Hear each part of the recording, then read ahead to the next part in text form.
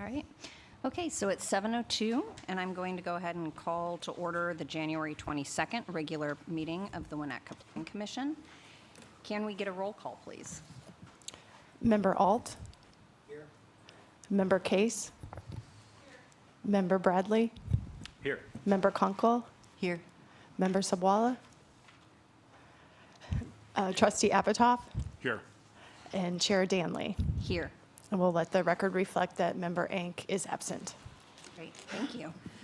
Okay, so first up, do we have a motion to approve the December 18th regular meeting minutes? Do I have a second? All in favor? Aye. Aye. Any opposed? All right, the meetings have been adopted. So we are going to go ahead, we see a number of members of the public here tonight, so we are going to be taking comments for items on tonight's agenda later in the meeting. But do we have any members of the public that are here this evening who wish to speak to something that is not on tonight's agenda? Seeing none? All right, David, is there a community development report this evening? No, there isn't, but I would like to remind everyone if you could turn your phones off or mute them. I've been hearing some pingings going on, so we're not disrupted during the meeting. Thank you. Great. Okay, so we're going to go ahead and get started with tonight's agenda. Case number 24-08-SU 225 Sheridan Road, Centennial Park and Beach. It's an application seeking approval of a special use permit to allow construction of improvements to the existing park and beach, as well as steep slope exceptions to allow walkways, retaining walls, steps, and seating areas within the steep slope zone. As a reminder, we are a recommending body on this item, and the Village Council does have final jurisdiction on this request. And then tonight, before we get to the presentations, Peter Friedman, the village attorney, is going to go ahead and go through some procedural information for this evening. Thank you, Chairman. So because this is a public hearing, I wanted to go through the procedures that will be followed. These will be similar to the procedures that were followed at the ZBA public hearing. The chair, as she just did, has introduced the item and noted that it is a public hearing and oral testimony will be provided. After the staff makes their presentation, the chair will, after the staff makes its presentation, the chair will swear in anybody, including the applicant's representatives and members of the public who wish to testify. So all testimony will be under oath. As I said, the Community Development Director will begin and explain in summary form the application, the basic facts, and the relief requested in the application.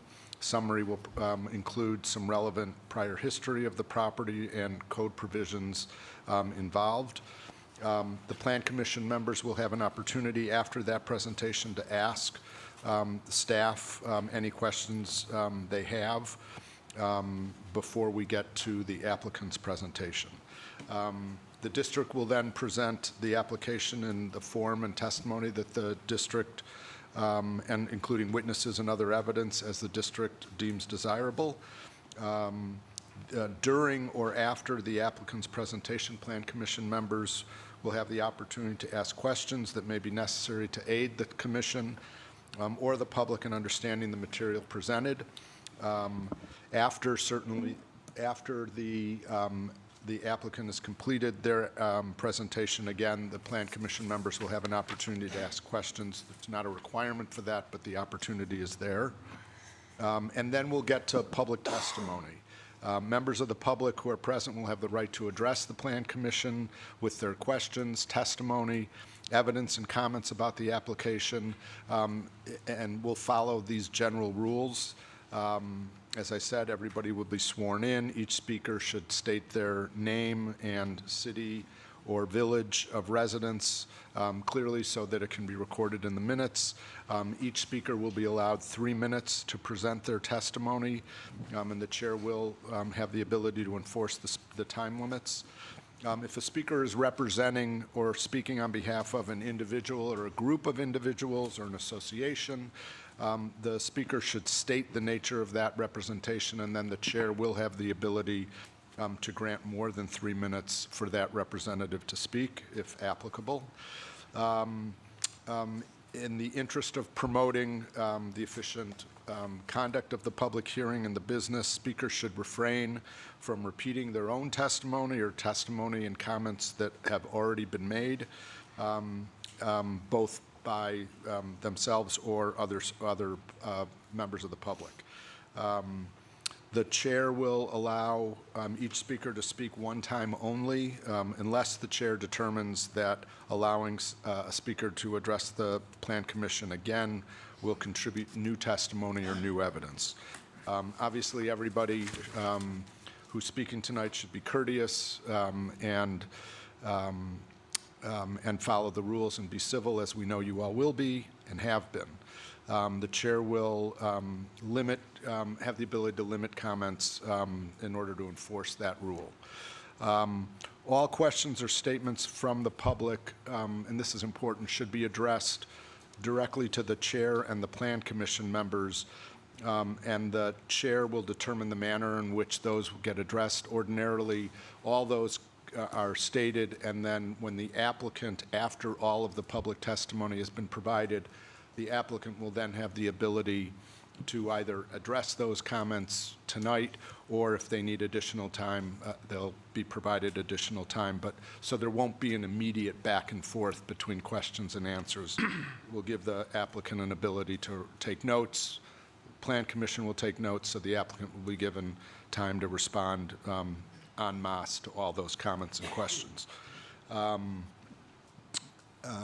As I said, then the applicant will have the final response to those questions. The Plan Commission will then, based on the public comments, have the ability to ask additional comments and questions to the applicant. And then there'll be, after all of that is done, the Plan Commission will have the ability to deliberate and decide the course it wants to take. So with that, I will turn it back over to the chair. Great, thank you so much. All right, David or Ann? Thank you.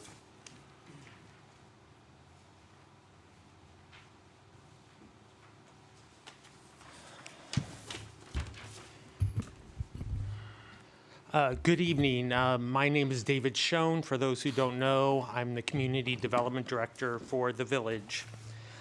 First, I would like to note, because I don't know if we've shared this with the Plan Commission yet, the Village has decided, given the community's interest in this project, to video record all of the advisory body meetings and then to post them on the website. This is similar to all Village Council meetings.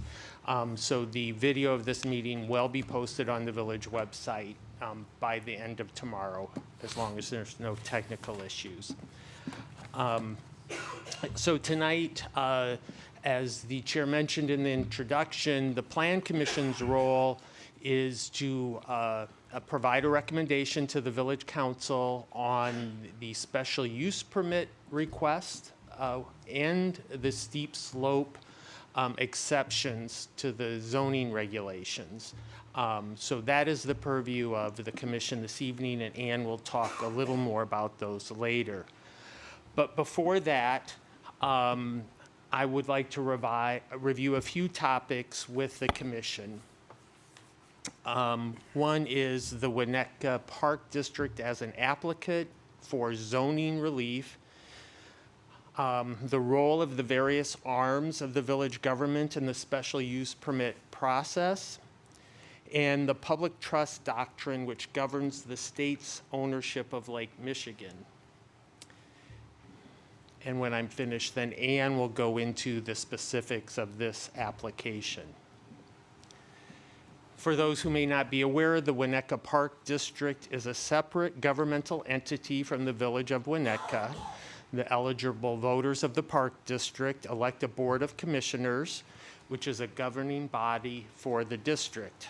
That board makes all decisions regarding the district's use of the land it owns. However, the use of the land must be consistent with the village's zoning ordinance. As with any proposed use, a property owner has the right to submit an application requesting approval of a special use, a variation, or exceptions for proposed development. Once a property owner has submitted such zoning relief applications, the village has an obligation to process the application according to the rules of procedure established in the village's zoning ordinance. The Park District has chosen to proceed with zoning relief application for Centennial Park and Beach, which is allowed since Centennial is a separate legal parcel from Elder Lane Park and Beach. Staff would note the Park District has submitted a zoning relief application for Elder Lane Park. The village staff has reviewed the Park District's initial submittal as well as one resubmittal by the Park District. Village staff has identified some remaining issues that should be addressed prior to that zoning relief application being ready for consideration by the village's advisory bodies. And the Park District has those items and has yet to respond. With any development project, there are various types of review by the village. Some are administrative reviews handled by staff, and other reviews involve a public review process. This table summarizes the role of village staff, the advisory bodies, and village council in the various aspects of the village approval process. And as you can see here, the Plan Commission, you're involved in two aspects of the zoning relief that's being requested. If it was not for the requested zoning relief, staff would be able to review and approve the project administratively if the applicant is able to demonstrate that the proposed improvements comply with applicable building and site improvement codes, such as our stormwater management requirements, as well as the recently adopted lakefront construction regulations and the steep slope regulations. If a proposed development does require approval of some type of zoning, entitlement, and relief, during village's staff review of that application, that zoning application, staff will conduct a preliminary review of the project for code requirements to determine if the development should be able to, in general terms, comply with the administrative code requirements.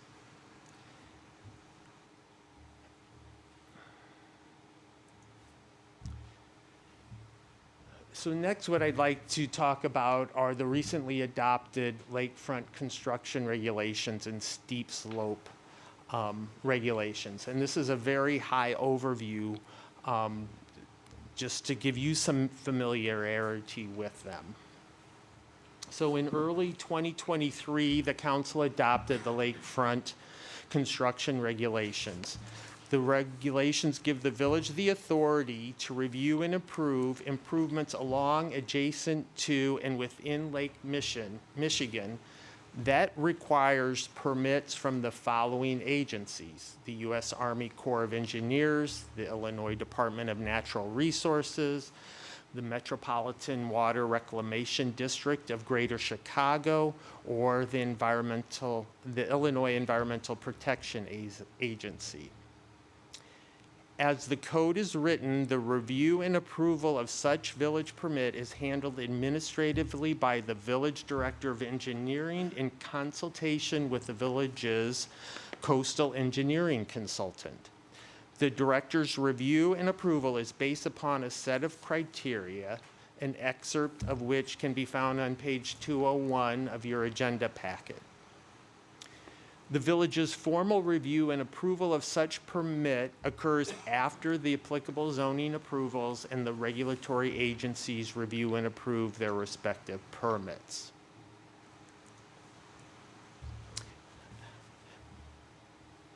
The village council a year ago adopted the steep slope regulations as part of the zoning ordinance. The purpose of the regulation is to regulate development along or near steep slope areas adjacent to Lake Michigan in order to protect slope stability.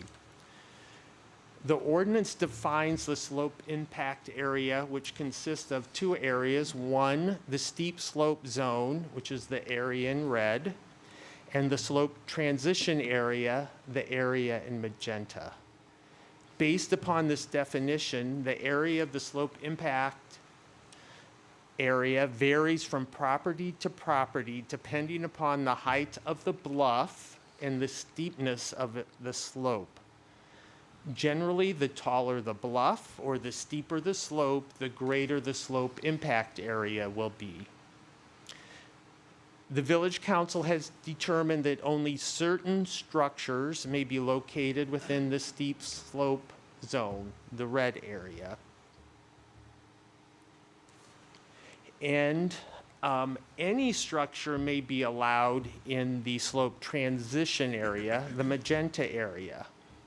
Whether the structures are in the steep slope zone or the slope transition area, the development must meet applicable geotechnical and structural engineering standards as defined by the ordinance. This slide provides a summary of the types of development that are allowed in the steep slope zone, subject to meeting the development standards of the ordinance.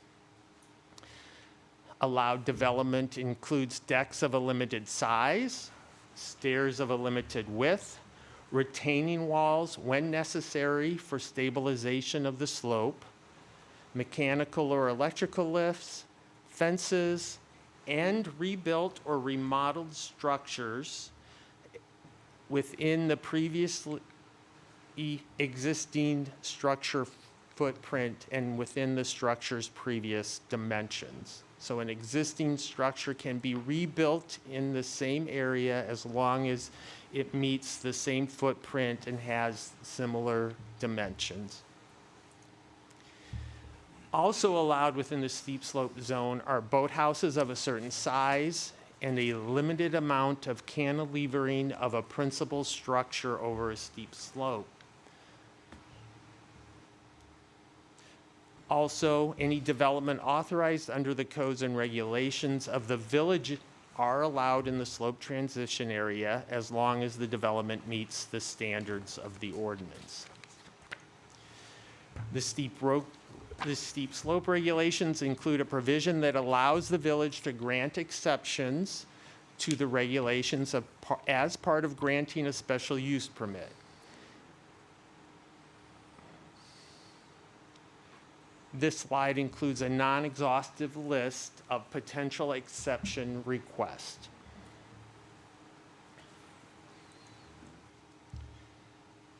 The ordinance includes development standards for the slope impact area. This slide lists the different categories of development standards, and an excerpt of the standards can be found on pages 202 to 204 of the agenda packet. As with the lakefront construction regulations, the steep slope regulations are also administratively reviewed and approved through the village's permit review process by the village director of engineering with the assistance of the village's coastal engineering consultant. They review the plans based upon this set of development standards. As previously stated, the administrative review of improvements for either of these new regulations comes after the zoning relief process. In this instance, the zoning relief being considered by the village's advisory bodies and village council are special use permit, front yard setback variations, and steep slope exceptions. When a project requires zoning relief, staff will conduct a preliminary review of the project for code compliance to determine if the development should be able to, as I earlier said, generally comply with the administrative code requirements. Detailed construction plans are not required at that point, but sufficient information must be submitted to staff so staff can determine if the proposed layout can be achieved and should be able to comply with the village code requirements. If after the council approves a special use permit, And during the building permit process, an applicant changes the design of the project so changes the design such to an extent that it would be considered a major change, the applicant would be required to go through the full special use permit process again before staff would be able to issue a building permit for the project. That is an overview of the new lakefront construction regulations and steep slope regulations and how they relate to the village's zoning relief process. Next, given the proposed improvements are located along the lakefront, it is important to review the nature and extent of what's called the public trust doctrine. At the January 10th, 2023 Village Council meeting, the village attorney reviewed a memorandum summarizing governmental jurisdiction as well as property rights and access along Lake Michigan. A copy of this memo can be found in the agenda packet for that meeting on the village's website. Illinois courts have held that the boundary between private land and land owned by the state in public trust is the line where the water usually stands when unaffected by storms or other disturbing causes. This line in Illinois is referred to as the normal water line. Generally speaking, the owner of real estate fronting on Lake Michigan owns the property to the normal water line, and the land east of the normal water line is owned by the state in trust for the public, though there are exceptions to this rule. So the normal water line may change over time as a result of various processes, including accretion, reliction, and erosion. So accretion is the increase or reclamation of land along the shoreline due to deposits by water of solid materials such as mud, sand, or sediment. Reliction is the creation of dry land due to the recession of the water line. Similarly, dry land may become submerged by erosion or removal of solid materials from the shoreline. So the point of this is that the shoreline is constantly changing naturally, and therefore the property line under the public trust doctrine would change with it when there's a natural occurrence. Gradual changes to the normal water line over time resulting in either increases or decreases in the amount of dry land are an inherent and essential attribute of the original property, and the property line changes with the normal water line. However, if the addition or loss of property is sudden, for instance, caused by a violent storm, then a property line does not change.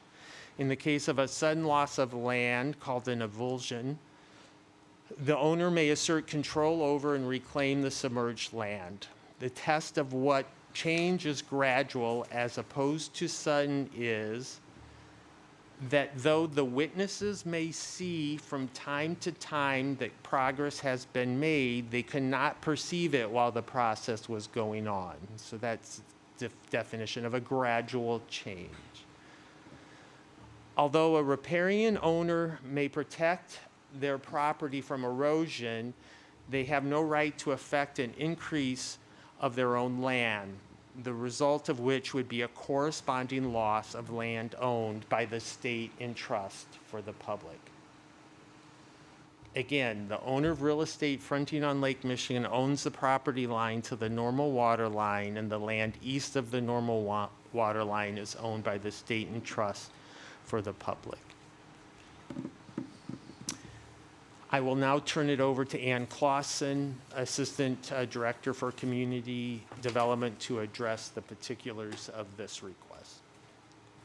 Thank you, David.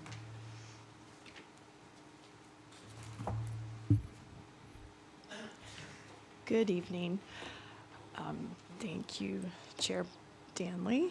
Hang on here, get situated with the mouse. As I'm sure you're all fully aware, the property is on the east side of Sheridan between Elder Lane and Fuller Lane.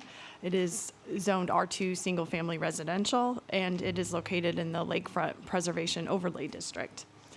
Public parks and recreation facilities are allowed as a special use in the R2 district.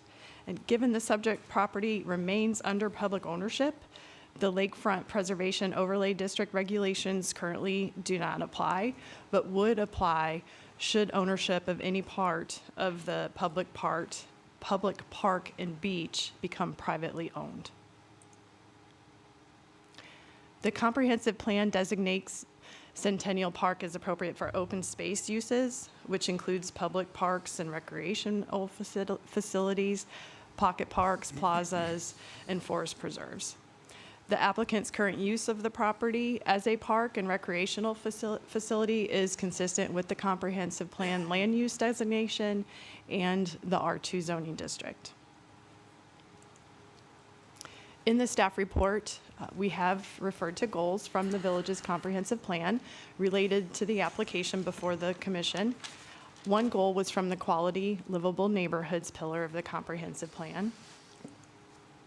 And 3 goals were also identified from the Healthy and Engaging Lifestyles pillar.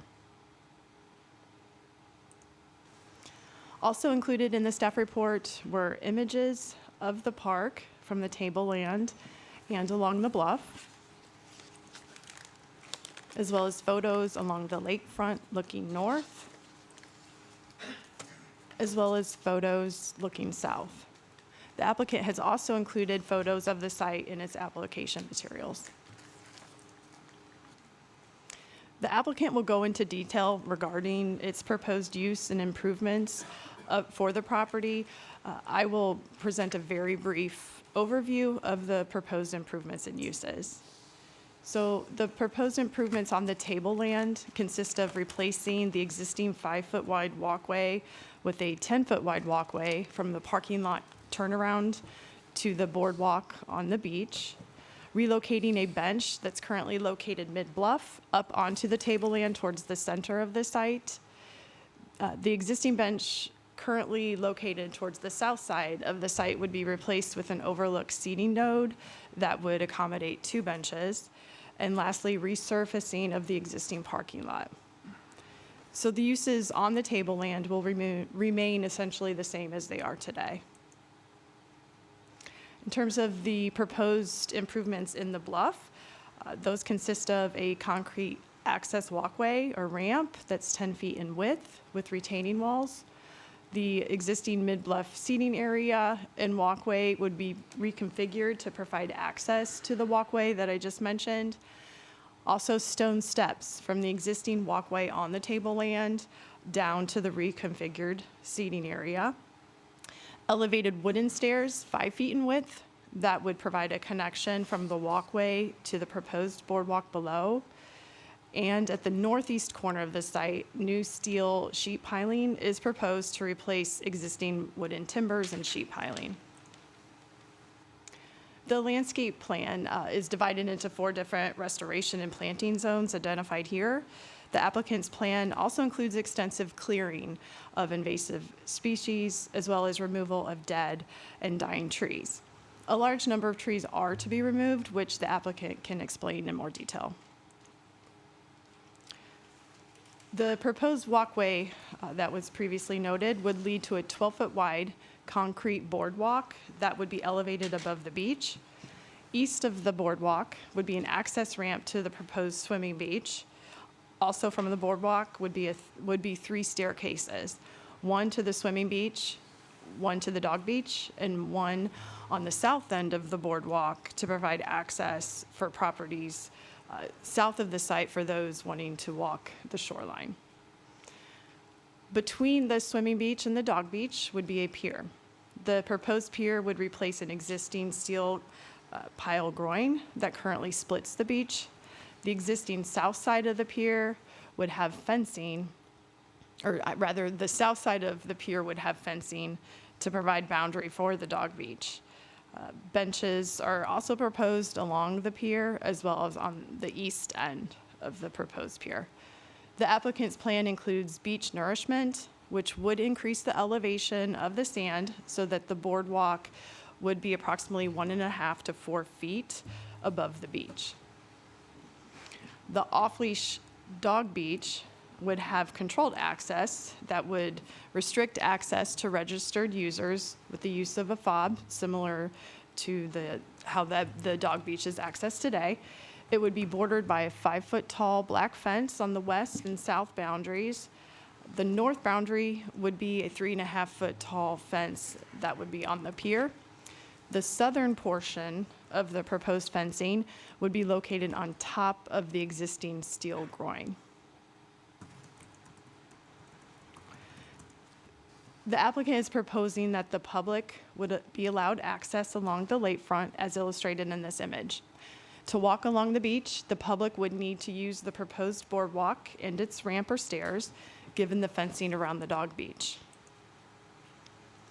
The dog beach fence would be offset approximately 12.5 feet from the existing north-south seawall to maintain public access along the beach without having to walk through the dog beach. Along the south property line, one walking the beach would need to walk between the existing steel groin on which the dog fence would be placed and the new stone groin associated with the property to the south. The applicant has stated that this portion of the path would be 6 feet at its narrowest point. Now, in this image, the property line between Centennial Park and the 205 Sheridan property is identified in red. As currently designed, a member of the public would appear to have to walk on a portion of the 205 Sheridan property to get to the steps that cross the new stone groin on the 205 Sheridan property.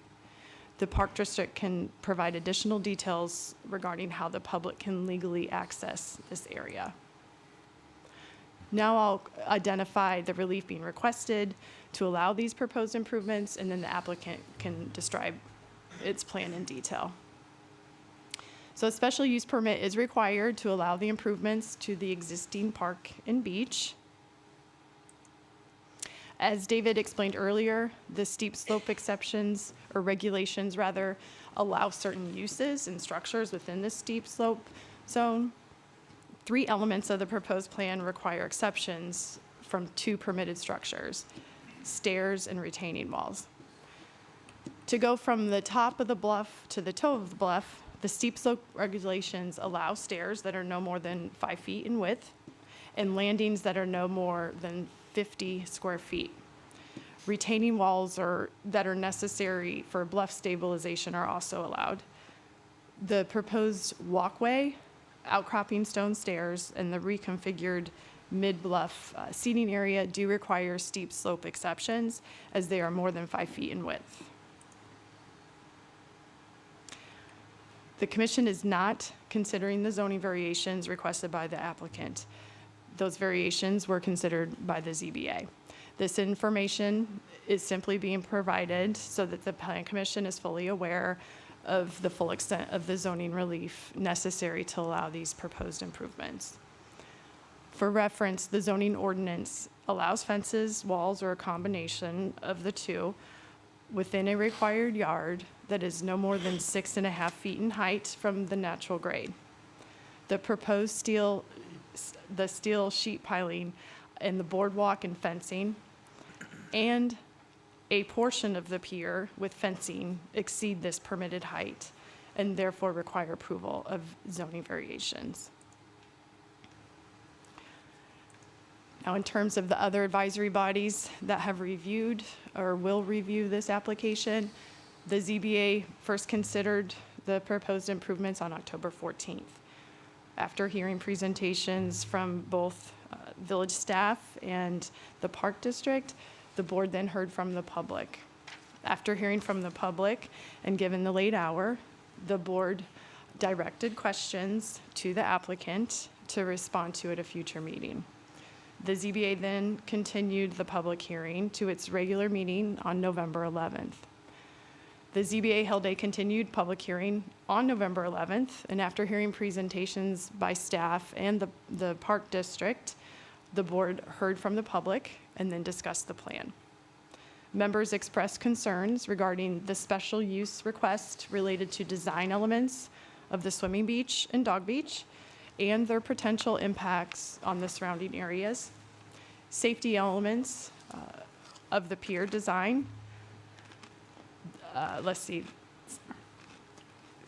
length and width of the pier, the location of the dog beach fence, lack of adequate parking, and lack of on-site restrooms.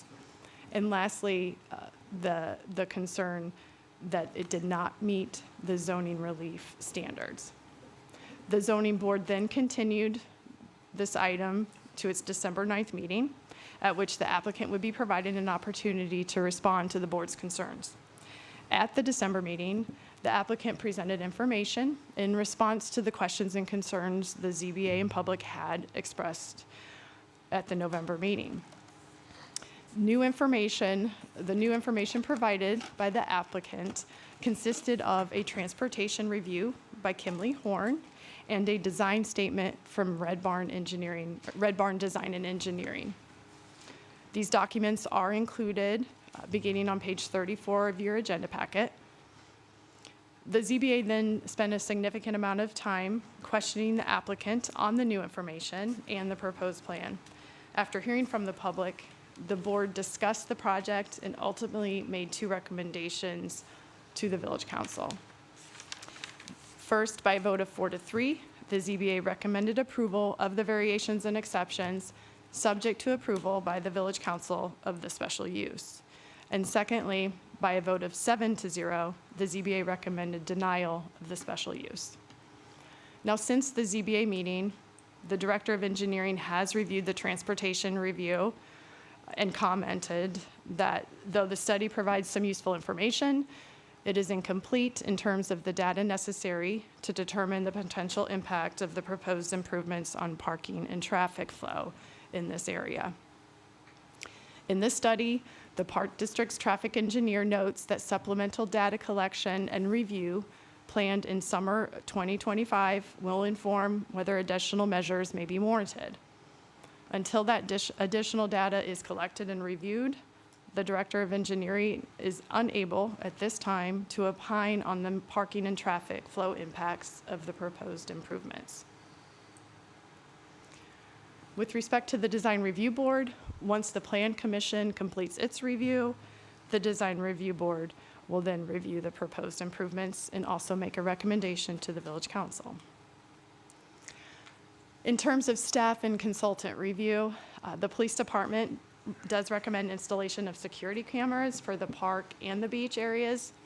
Also, given the design of the proposed pier will allow wave action over the top, the applicant has stated that it will have signage, as they do at other swimming beaches, that will inform the public of lake conditions. The signs would be monitored and changed as needed. They also anticipate installing temporary barricades at the pier entrance when necessary. The Director of Engineering recommends installation of a permanent solution to ensure public safety at all times.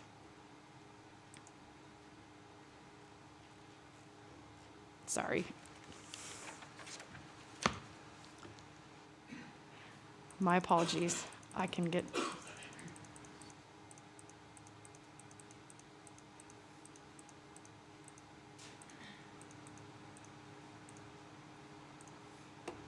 We were almost there.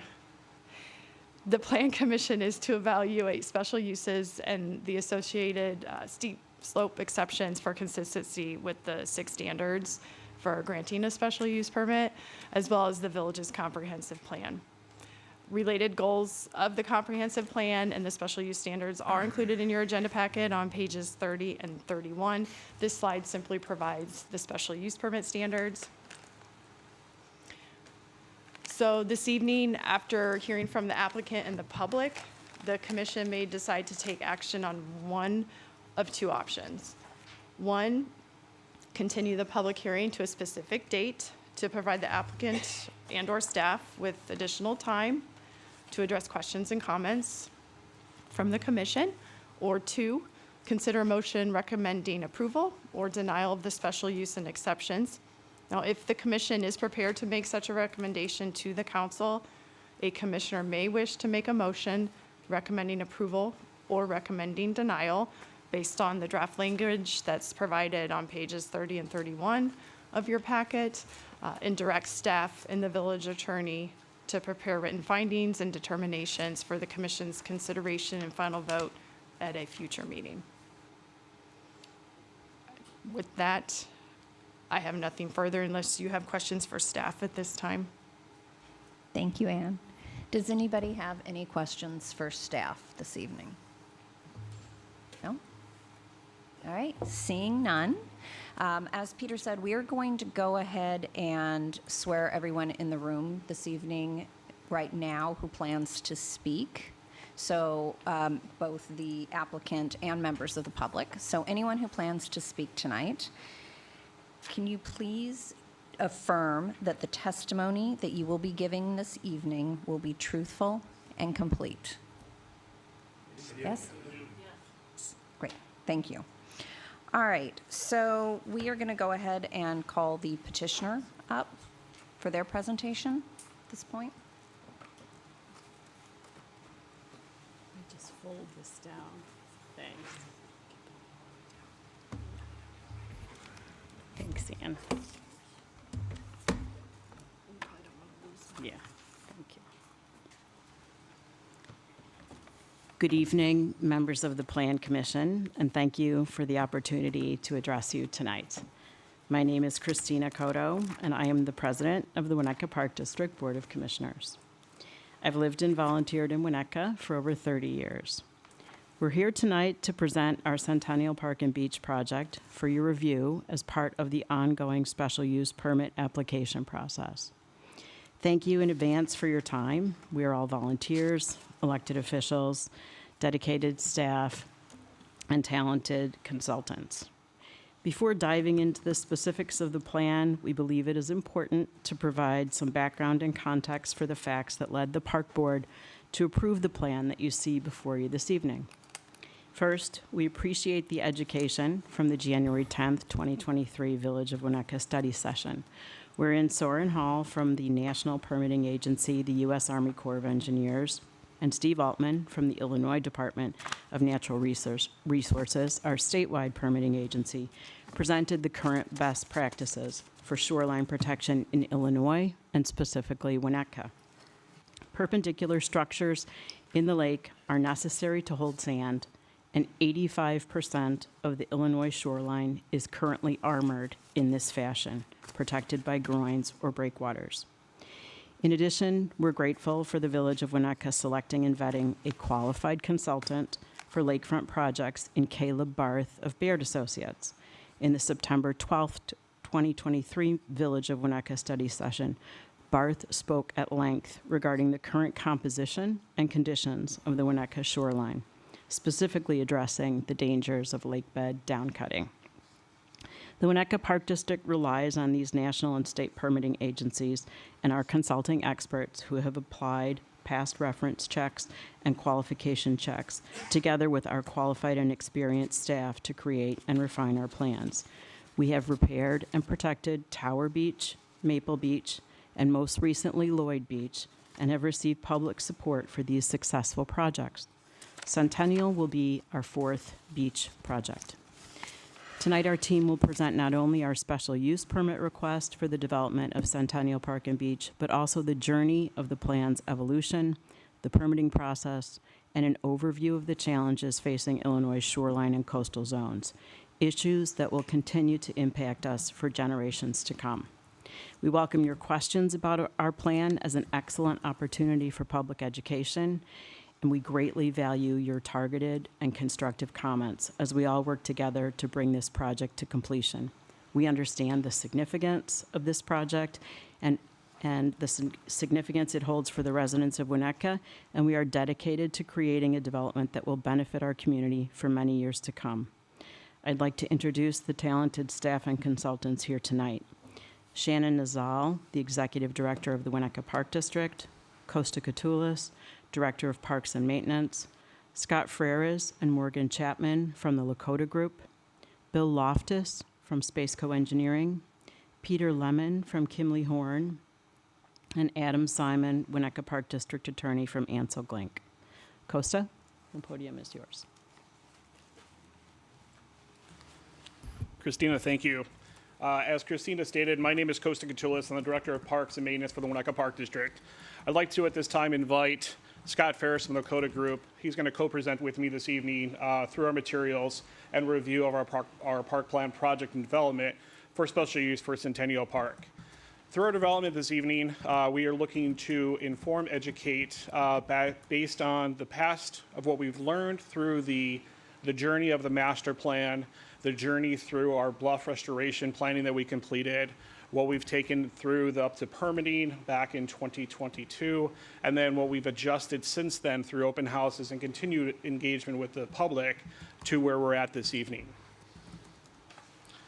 On the agenda, we're going to be talking about the natural systems, of course, the history, lakefront plan implementation, the Centennial evolution, as well as why we're here, and then our proposed design.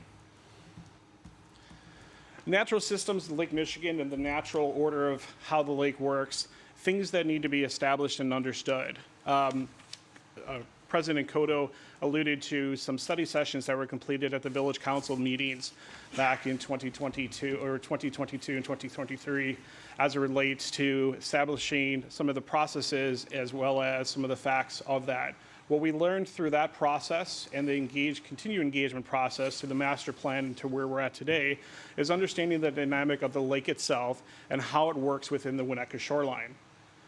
Different coastal aspects that play for that, of course, is the lake level itself and the 6-foot variation or fluctuation that we've seen over the course of the last 10 years. Of course, it's the evolution of the lake and the peaks and valleys, if you will, which we'll show a little later in some charts, as well as the wave climate and how the waves affect the shoreline, the ice climatology in regards to the natural armor that it protects the shoreline during the winter months, as well as our sediment transport and the littoral drift and the concerns with that affect our sand-starved environment in which Winnetka lives. Risk to the bluff in the beaches, we want to talk about, of course, those fluctuating lake levels, the storm and the wave environments for that. The loss of ice coverage that we've seen over the years because of what we're assuming and based on climate change. The littoral drift concerns of not being able to replenish that sand with the lake bed downcutting, that is part of that systematic issue that we see, as well as the flooding, erosion, and sedimentation issues on the lake. Human influences as far as littoral barriers, and of course, climate change itself. The current lake level right now, based on the U.S. Army Corps of Engineers from Monday, was 577.99. I want to state that just to show the fluctuation of where the lake was in January of 2013, when the lake level was its lowest at 576.02. You can see in the image in the lower left-hand corner here, that is the Lloyd boat launch you might be familiar of, and the fact that you were able to walk through the launch itself all the way back to the beach because that's how low the lake level was at that time. Fast forward to 2020, lake comes up of nearly 6 feet at a peak of 582.22 as was observed in July of 2020. We want to show that and understand that this is a change in the environment and change in the lake levels that we see constantly.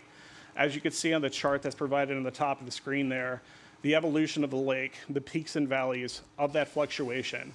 So the improvements that we're proposing now in time is not a snapshot in time, but as far as longevity of what that means to the greater Winnetka shoreline, not only of one of our projects, but looking at all of our projects as a systematic approach. When we talk about littoral drift, I want to give a little background on what that is. Basically, the movement of sand and sediment down Lake Michigan, or in this case, south, if you will. You'll see in the imagery up on the screen, on the left shows the depths of the lake in regards to the volumes of where that is. And then to the right, you'll see a sample showing the barriers that are in place. The hourglass effect that is showing the movement of sand that comes down through Wisconsin into Illinois. On a year average, approximately 225,000 cubic yards of sand move through the system. That system creates a bottleneck at two major components that are north of our north of our great community. Of course, one of those improvements is the Waukegan Harbor and the improvements that were created there, as well as the Great Lakes Naval Training Station just south of that as well.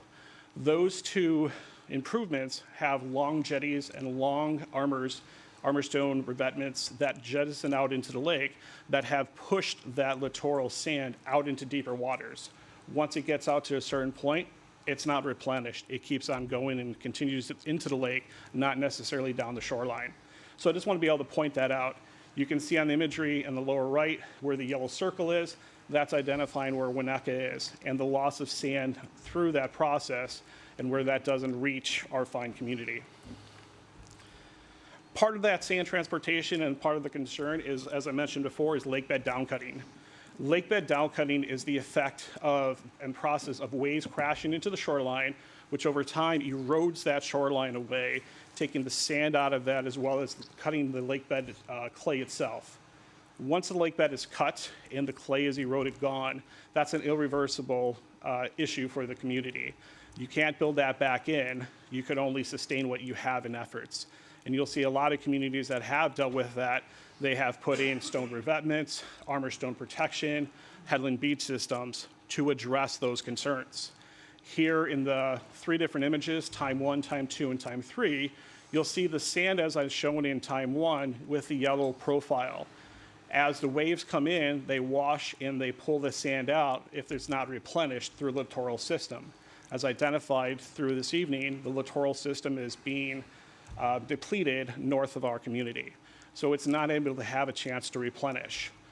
Homeowners, ourselves, the Park District, do our best to replenish as needed with projects. It's part of a requirement through the state and federal permitting agencies to nourish the beach when you're building a beach by 120%. And then monitor that beach by 5 years to make sure that your system is working as it was intended and is not continuing to pull sand from, or in this case, out of the system and once again depleting those communities or neighbors to the south. We've investigated that and put that into place with our Lloyd project. We've been monitoring it since, and we've had no issues with that. Once again, showing our ability to maintain and build within design and how that works for the system and the overall system of the littoral system. Image 2, as it's shown here, you can see a reduction in the yellow space or the sand.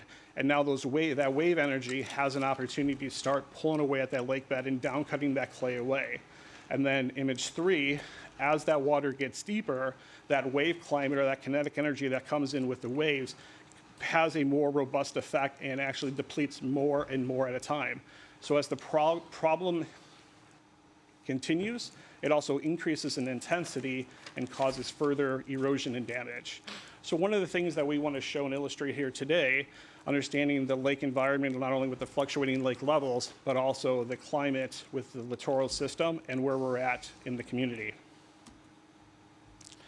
Another condition which is unique to Winnetka is the steepness of our slopes in our bluff zones. So this imagery that is shown here, you can see zone 1, 2, and 3, and zone 1 again, as it's identified in the two different colors. Zone 1 on the north side of Winnetka in the North Shore, and then Zone 1 as it's shown from Evanston due south. That is more flat bluff, if you will. If you ever been up to Illinois State Park Beach or down to the city of Chicago, the beaches are flat. You can drive basically down to the beach itself. There's not a bluff, you're not going down a hill, there's nothing to contend to. In the North Shore, communities like Highland Park, Lake Forest, and ourselves, there are more distinct bluffs that are established in those zones. And those bluffs are what we're trying to protect. The efforts by previous staff, park board, and the community that has been completed at these sites, specifically Centennial here, there was seawall that was installed through the HARZA plan in the mid-'80s. That work is what protected our bluffs and allowed us to sustain the efforts that we saw back in July of 2020 during the High Lake events. Our plan and our objective here is to not only sustain those efforts, but to increase our efforts and sustain the design of the beach for longevity for future generations to come. Build back a beach that can handle both low and high lake environments. The plan or the imagery here in front of you on this slide for Lake Michigan conditions is taking a step back with what I mentioned with the Waukegan Harbor and showing the systems that were in place. You can see back in 1939 where the location was of the sand profile.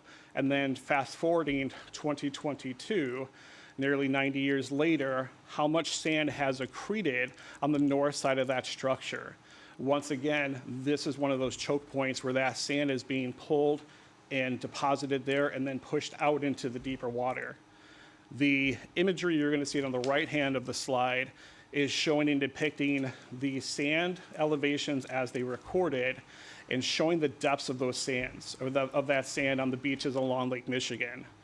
As you look in the matrix there, the chart showing that and identifying the different depths of sand as they were recorded, the green, blue to green is your deeper sands, 10 inches to about 7 inches. And then as it transitions into your lighter colors to your reds, or no sand in this case, you'll see once you pass Waukegan, there is no more sand on the beaches. You might see sand on the beaches, but it's not to the depth or to the extent of what it once was or what it could be. And once again, that's where, as mentioned before, and stated earlier today in Christina's comments, what we heard during the study sessions from U.S. Army Corps of Engineers Soren Hall, as well as Steve Altman, it's the development of the shoreline, the littoral barriers that were created, armoring about 85% of the Illinois shoreline, has protected that shoreline. And that's the protection that we're trying to offer here further, is to continue that protection and build our beaches for the community for the long haul. As I mentioned, just to kind of summarize here, what we learned from the study sessions, I'm not going to read this slide, you've had the information, but once again, taking that information that we've learned through that process and the continued processes as we develop this site from the master plan initiation all the way to the plan here in front of you for special permit review, we've taken these items into consideration and altered and changed our plan accordingly to adapt to these regulations and these understandings of our best practice. Scott, I'd like to invite you up here. Scott, with the Lakota Group, he had the opportunity to work with the Lakota Group team in the Winnetka Park District to develop the Winnetka Lakefront 2030 Master Plan, the Winnetka Lakefront 2030 Plan as it's shown. Scott, if you'd like to jump in and kind of review that plan for us. Sure. Thank you, everybody. Scott Freres, and I, like Christina, am a long-term resident of Winnetka, 27 years in the community. I thank each and every one of you for your service. I, too, sat on the Plan Commission, the Design Review Board, and I know there's a lot of work and there's a lot of important topics to address in the community moving forward. So I appreciate your efforts. I'm here to reflect back on why we got here. Costa spoke to what I would call the science behind a changing environment, a changing planet, changes that are happening around us. It's hard to ignore them right now, particularly in the news. But this is a natural system. The lakefront is a natural system. And unfortunately, the Illinois Army Corps of Engineers and the Illinois Department of Natural Resources don't have the funds to fix our lakeshore forests.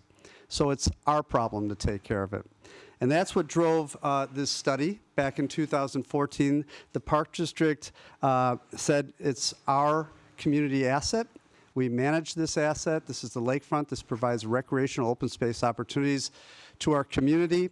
And we need to think of a game plan to provide a long-term, what we like to think of it as an infrastructure strategy, a 100-year infrastructure strategy, no different than major initiatives that the community has done in the past, or most recently, the stormwater work. Got to look out far in advance, have to understand there's changing dynamics, got to prepare for them and think about that. And so in 2013, 2014, we approached the Illinois Department of Natural Resources. They had a program called the Sustainable Shorelines Program. It was funded through NOAA from a federal grant, and it was focused on stabilizing and shoring up the Illinois, and Lake Michigan, for that matter, shoreline system. And it spoke to the entire system, not to Winnetka, but it spoke to the entire system. And that grant offered communities, institutions, organizations, private property owners the ability to apply for a grant to develop strategies to solve for long-term stabilization and improvements to the shoreline that benefited communities. We applied, we won. The Park District won a $100,000 grant. They matched that grant with $100,000. The $200,000 grant in 2014 set off a planning initiative, the Master Plan Initiative, Lakefront 2030 Master Plan, that moved these topics forward, addressing how are we going to do this. We are blessed with 5 beaches, 5 bluffs, and 5 lakefront areas. Nobody else has that. And while the issue isn't just our problem, it's being addressed in Highland Park, Lake Forest, Lake Bluff, and Glencoe, and most recently now in Kenilworth and Wilmette in one of those lower flat bluff areas. But there's issues that need to be addressed, and they're long-term issues. The grant we received gave us the opportunity to open up a dialogue with the community and address that in a broader context of understanding the needs of the community from all aspects. It was a fairly significant process that brought us to engage with the community. I think we had over 160 folks that we actually met with. We developed a series of what I would call pillars, themes, important components. We wanted to focus on the key systems of recreational beach system, continuing our understanding of how that beach erosion was occurring. How can we rebuild a beach? We want to understand that if we're going to put a beach back, how do we expand and improve upon the programming and the recreational uses, the open space there? How do we provide for accessibility? And the plan, most importantly, what we found out from this community that we talked about was it needed to have a intergenerational aspect to it, meaning that we needed to meet all aspects of the community demographic. One of those key topics was access, and that's a major component of our plan. You're going to hear about the access down to the beach, the access across the beach, the access into the water, the access for our dog users, access for our beach users. Those components were really never addressed before in terms of the broader perspective of our lakefront system. We established a plan, statement, or mission to provide for long-term sustainable strategy, preservation, protection, restoration, enhancement of this lakefront for the long term. This is not a 5-year plan, it's not a 10-year plan, this is a 100-year plan. When we put a sewer system in the ground, we think 100-year. When we blacktop a surface, we're thinking of a 10-year life cycle. This is a life cycle that has taken on a continued dialogue, and I want to say thank you to the current board that we have, but I also want to note that there have been previous boards of the Park District that have championed and moved this plan forward. This just didn't start with the Centennial and Alert. This is a project that's been going on for a number of years, and it morphed into a number of other projects. One was a bluff restoration plan, again paid for by IDNR. Why did IDNR pay for this? IDNR paid for it because they needed to show other communities and other institutions that this needs to be tackled at a local level and needs to be addressed at a local level. It's not going to be addressed at a national level. And whether it's the Park District, whether it's the Village of Winnetka, or whether it's a private property owner, it needs to be addressed. It's a changing lake system, and we need to think about the ups and downs. While we see a nice dry beach out there today, as you was pointed out to you earlier, not only about 7 years ago, we couldn't even walk off the steps if we didn't land in the water at the dog beach. So it's changing, and we need to be aware of that. The guiding principles behind this plan were focused on 7 key principles: enhance the recreation, open space facilities and programming, develop facilities with intergenerational appeal, facilitate safe and convenient access to the beach, support and enhance Lake Michigan ecosystems. As we're doing this project, we want to think not only in our bluff systems, but also our waterfront systems that are occurring. Adopt a sustainable operations model. It's nice to build the beach, and we hope it's going to last for 100 years, but part of this thinking is we also have to take care of it. The Park District has to take care of it. They're the stewards of this asset that we need to think about. We want to make sure that we're exposing and informing Winnetka residents to the value of the public lakefront. I can tell you, all the folks that are sitting behind me this evening can tell you that we went through this process. You would not believe how many people didn't know anything about their beaches and lakefront and bluffs 10, 15 years ago when we started this process. Never been down there, never went down there, never used the beach. There wasn't a beach. I don't swim, I don't boat, I don't go down there. Today, that change has occurred, that people are aware of it. Whether it's this project or whether it's the improvements that have been made to Lloyd or Tower or Maple, people are going down there, people are using it, all ages, all demographics. It's being programmed and it's successful. That's a feather in everyone's cap to make that awareness possible. And in the process of going through this, we want to make sure that we are seeking partnerships, both public and private, to make these things happen. This is a shared asset and a shared opportunity for all of us to work together to do something special. That plan moved through various iterations starting in 2018. As you've heard, a number of components have been taken care of and implemented already. We wanted to make sure that when we were doing it, we were thinking of the natural habitat. We wanted to make sure that we were thinking of active and passive pursuits. Not everybody's going to swim. Not everybody's going to paddleboard. Some people just want to stand down there and just see the water. One of the biggest things that came out of this was clearing of the bluffs. People said, why clear the bluffs? You're clearing the trees out.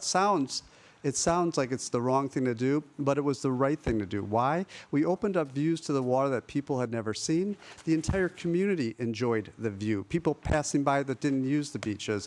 Lloyd is a great example when that was opened up. In the course of opening it up, we revegetated it, we reforested it, we reintroduced new plant systems in there that could then flourish when the canopy went away.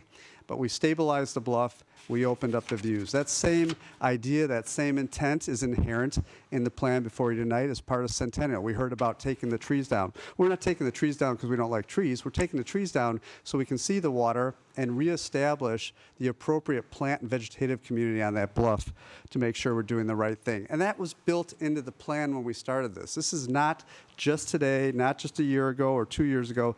This was back in 2014, 2015. Significant input from the community to make that happen. Ann brought up, I was so happy this evening to hear Ann, and this is the forum for the comprehensive plan. You crafted the comprehensive plan. You are the plan commission. You're the purveyors of building it, shaping it, and carrying it forward and evaluating it. We're evaluating it here tonight. And there's a number of tenants that are in your packet, and put those in there, and I really appreciate that, because to me that's the crux of all of this. And I want to point out one element that's built in there. If we keep reading through all the tenants, and not just the actual strategy, but reading through that, there's a component that says the village acknowledged the wealth of opportunities it has, working in partnership with the Park District to improve resident access to its abundant open spaces and natural areas. It wasn't a topic about just the Park District. It was about the village and the Park District making these things happen for the community. The community asked for these things. When we talked to the community during the comprehensive planning process over a 2-year period, they spoke ad nauseum about how important the lakefront was to them before, during, and after the COVID experiment. Because it was a place that we had. It was a refuge for a lot of people to go and see and spend time, and they had never really focused on it before. The Park District is the steward of that. The Park District wants to invest in that. The Park District wants to make a major, significant infrastructure improvement in the quality of life for the next 100 years of the community. So with that shared purpose and a shared mission to do the right thing, we're here tonight to present a plan. We think it has strong merits that meet the tenets of that comprehensive plan. It has strong merits that meet the tenets of a changing environmental system and the science behind that. And we think it's done tastefully. We think it's done with respect to the community and to listening and to engagement. And we hope for a collaborative discussion with you all this evening. Thank you.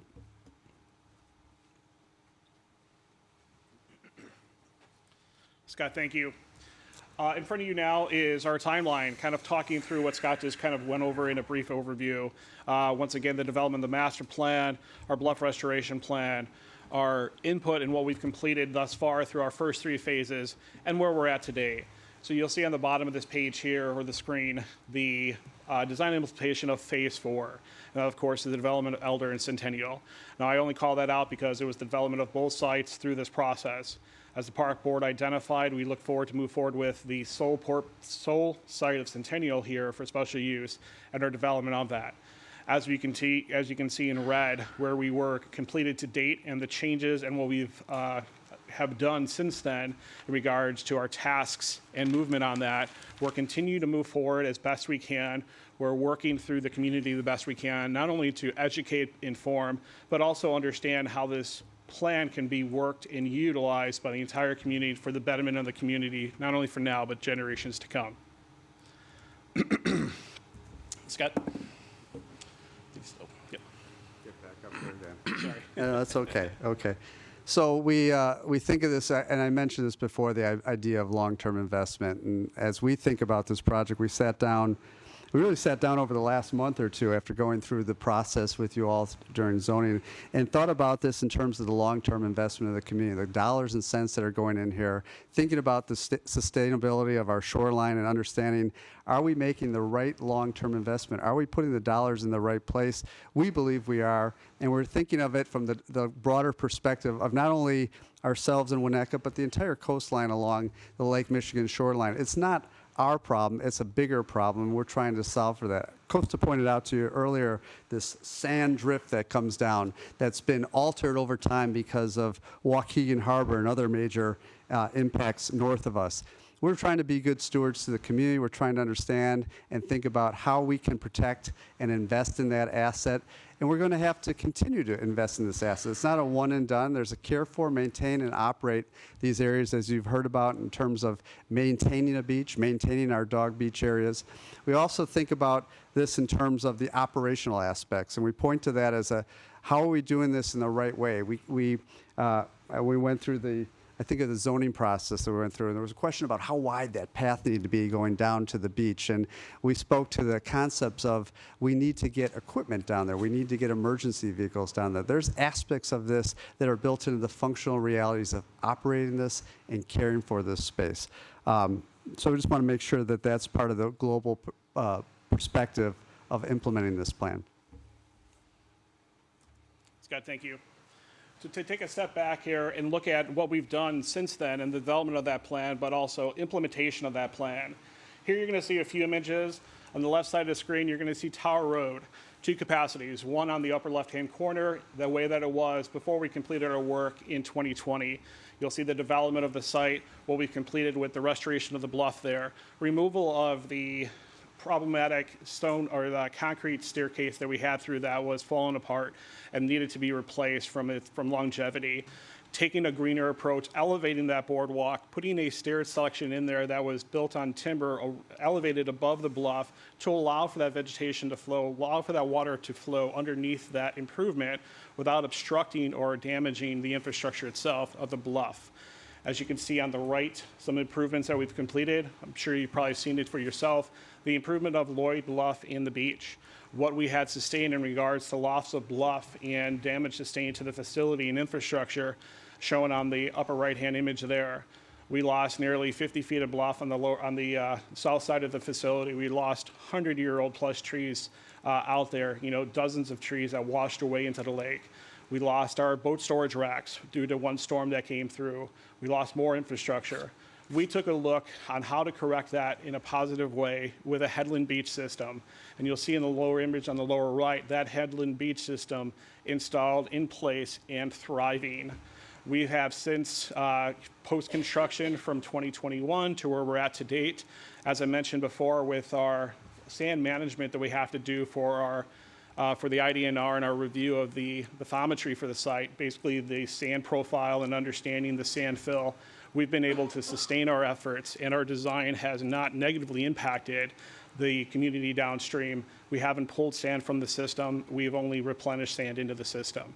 So once again, showing how the correct system, carefully reviewed, understood, and implemented could be an asset for the community. To continue our credibility here and what we've done for Maple, not as impactful as it relates to the shoreline, but more for the end user. We had a rundown, dilapidated boardwalk, if you will. We took the opportunity to invest in what we heard from the community, not only in the replacement of the boardwalk, but once again, reinvestment into the bluffs and the infrastructure upstream of that as well. Taking an opportunity to invest in that for the longevity of what that is for the community at hand. And then imagery on the right is why we're here today. We're here to show you an example of what is the conditions, the current conditions for Centennial Park, and what our vision is to take that to the next step for the community and develop our site, not only as it's used today as a sole purpose dog beach, but take that and reinvest it back into the community, slice off a portion for the dogs, put that in as an off-leash dog park, or Dog Beach, and included in a way where it's secure on 3 sides, utilizing Lake Michigan as the 4th side, so that people can be able to enjoy that amenity without having to worry about the conflict of off-leash dogs adjacent to the swim beach or what have you. So that's another development there. Comprehensive systematic approach. Another thing to look at is, as Scott alluded to earlier, is once again, we're not looking at a Centennial as a snapshot or by a sole beach, but how that works together collectively in its entirety for the 5 beaches that the Winnetka Park District does own and operate for the great community. The consideration of how that has worked, not only from a design approach, but also how that works and is purposed for our infrastructure to support each and every one of these beaches. We're not looking at these as a sole beach, but how they work contextually together as a single unit, if you will.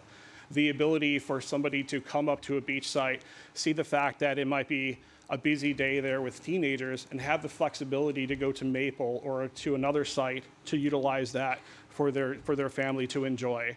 Or if they want to use paddleboarding or go paddleboarding or wake surfing or what have you, the ability to use other sites as far as Lloyd to be able to do that gives greater flexibility so we can offer more to the community overall.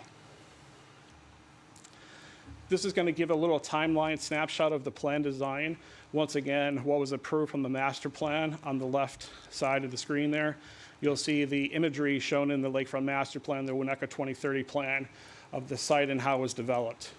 Moving forward from that with our bluff restoration plan, we took that initial design and then figured out how we can take it from a 40,000-foot view down to a 10,000-foot view.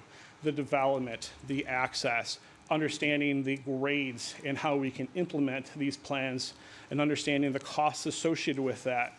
There were several iterations in that plan with different conceptual levels, different phased approaches on how to accomplish that with different costs associated with that. We then took that plan one step further with the development in 2021 with the plan you see on the left. Plan development there was taking into consideration of a future development with a resident at that time. Through the investigation and review and the design information that we had, we took that plan even further and distributed back into the plan that you see on the right hand of the screen in 2022, and that was the plan that was submitted for permit at that point in time. It was based on decisions from the park board to withdraw the permit in 2022 based on the information from the board at that time to take a look, bring in a third party coastal engineer and reevaluate the plan and take another look at it for better engineering, better perspective, or a different design approach.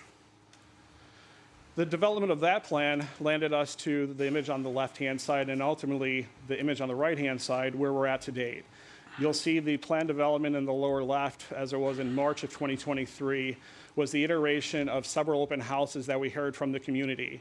The elevations, the views and vistas, the things that the community wanted most to be preserved is what we took and distilled that plan down to be able to take those items into consideration and then move it forward into a plan that we felt the community not only can enjoy, but it's going to be the best practice for us to execute on.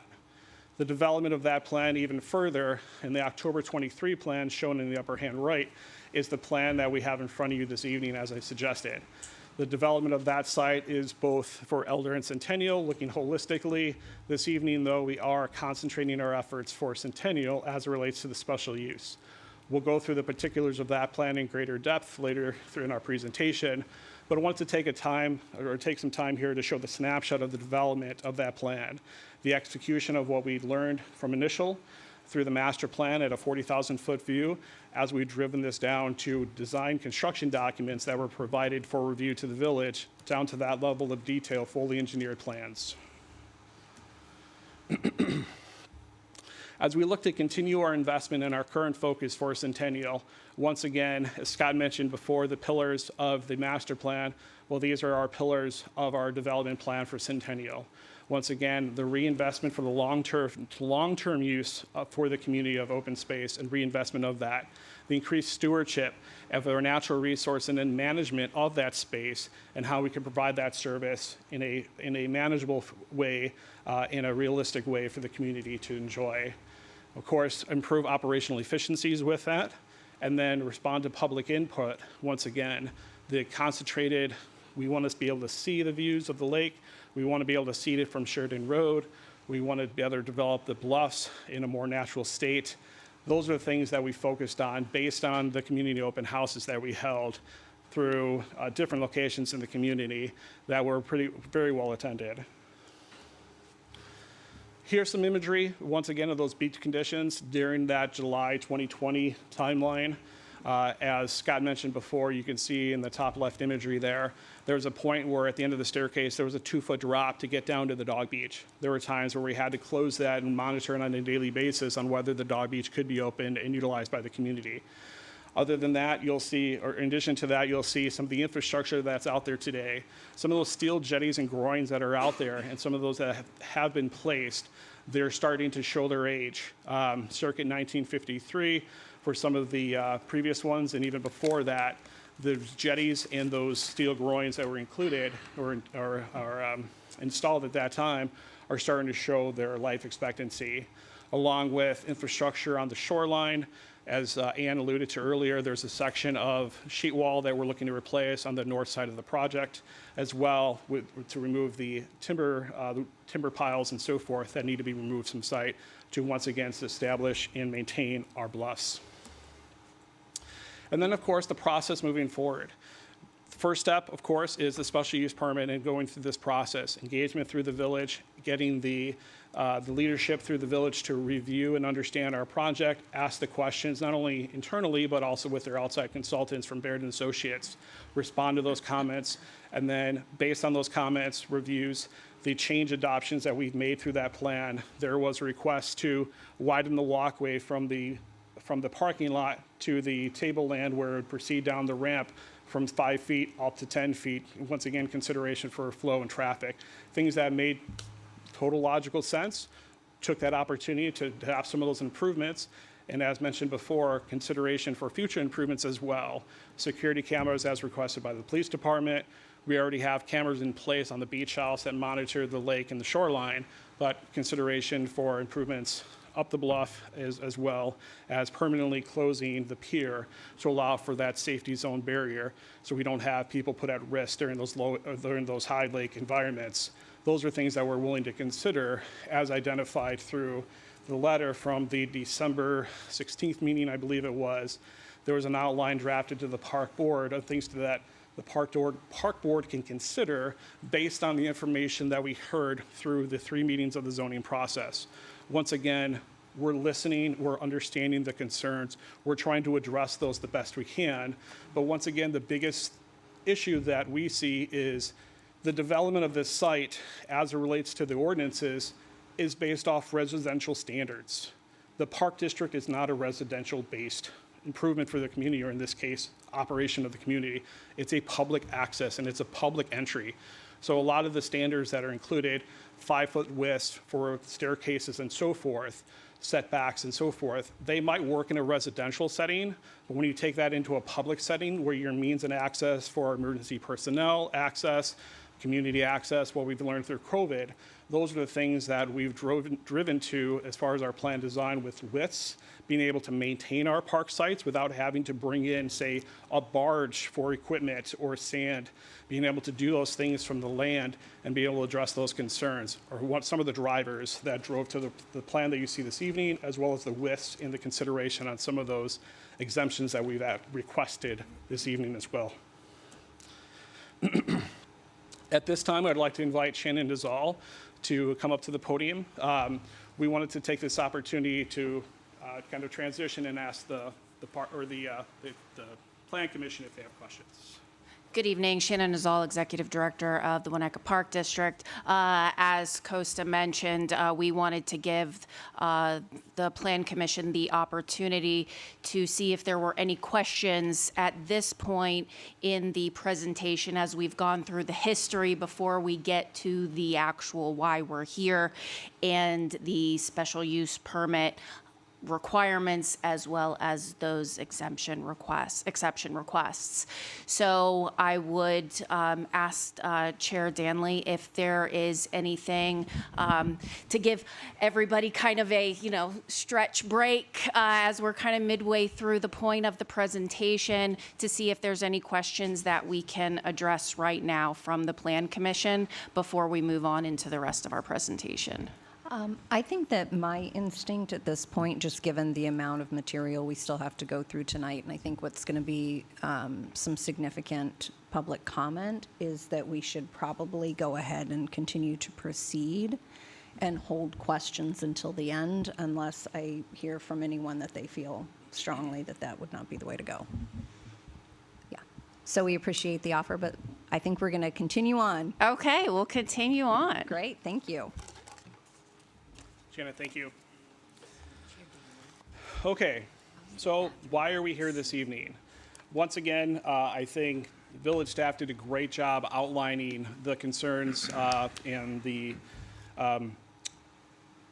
direction for the Plan Commission this evening regards to the special use standards that need to be considered and reviewed prior to suggested approval or denial, and then also the exemptions for the permanent development of the special use as relates to steep slope bluff ordinance and those considerations as well.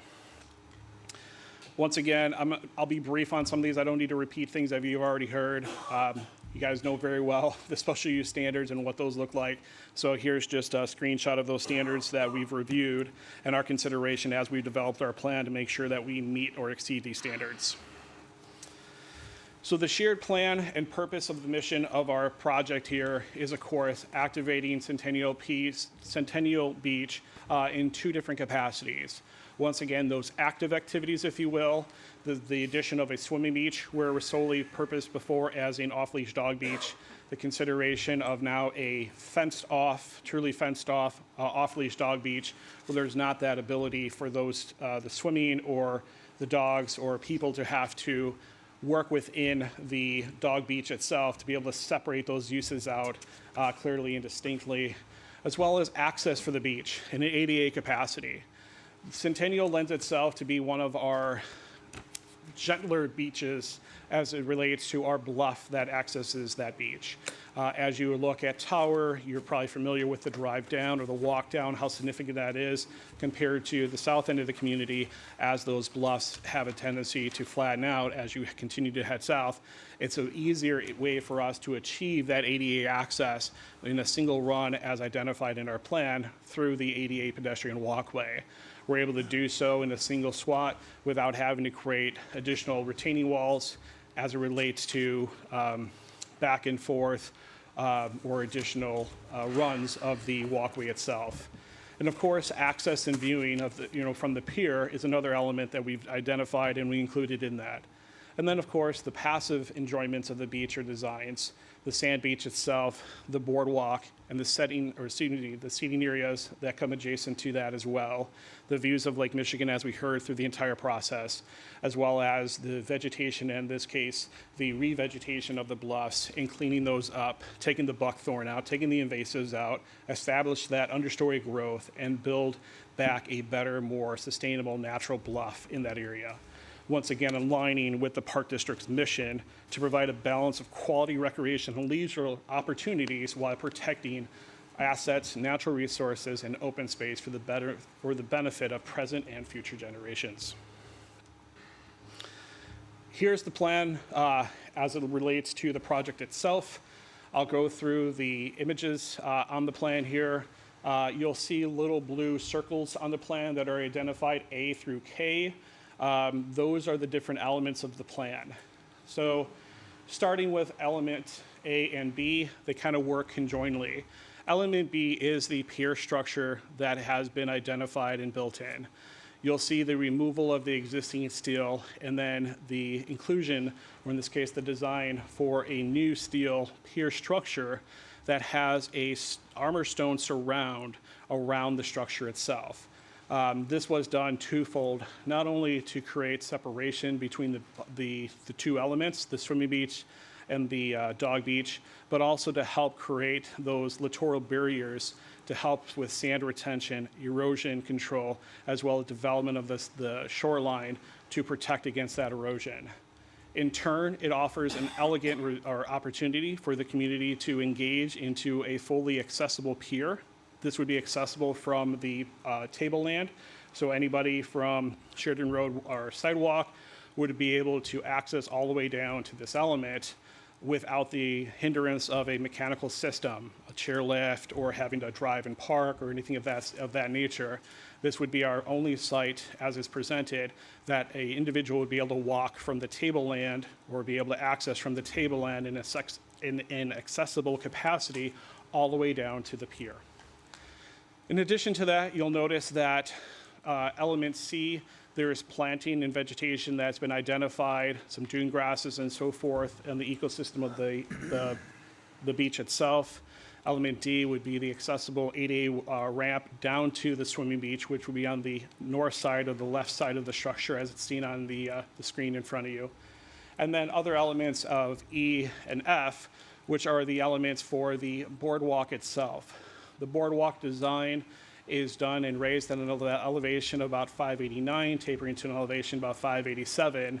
Once again, taking into consideration our existing infrastructure, utilizing that to the best way that we can, and repurposing that, and helping reinforce the structure with the inclusion of the seawall that would be on the north, or excuse me, on the east side of that, that would also be able to form the structure to be able to put this element in. Looking at sustainable materials and what that would look like, we're very pleased with our design and how that can be accomplished for the betterment of the community. And then moving forward from that, we have other elements, of course, looking at the right side of the pier, the off-leash dog beach, approximately 240 feet as shown in the imagery, and then fenced on the three sides, as Ann pointed out earlier. We would have a fence handrail structure that would be identified on the pier, on the south side of that, to help enclose the dog beach. On the north side of the dog beach itself, we have the double access gate system. That's a requirement to be able to off-leash and releash your pet as you would access that site or leave that site, along with the staircase for that. On the west side, we have the handrail fencing that would continue down to the beach level, and then that would proceed down to the south elevation, where we would repurpose the existing steel groin as the infrastructure to be able to build that element in for the fencing. There were some concerns that we've heard through the community previously. Heights, views, access. As village staff pointed out, the review for those heights and elevations for the walls as they're considered through zoning aren't on the table this evening. But I would like to point out the elevations that were called out this evening that were shown for that are based off of existing elevation grades. That was not based off of the proposed sand infill that we have to do to nourish those beaches. So those elevations would be reduced quite a bit in comparison to how they were presented.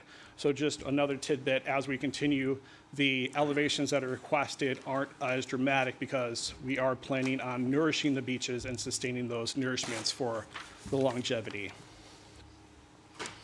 The access point south, as Ann had an image earlier, to be able to walk the shoreline, as people refer to as the riparian rights, if you will, the ability to be able to do that.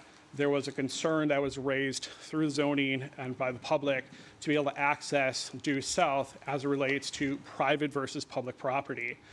The accretion of sand on the north side of the structure, it's been opined on that the sand based on the property line would indeed be for the residents of the south.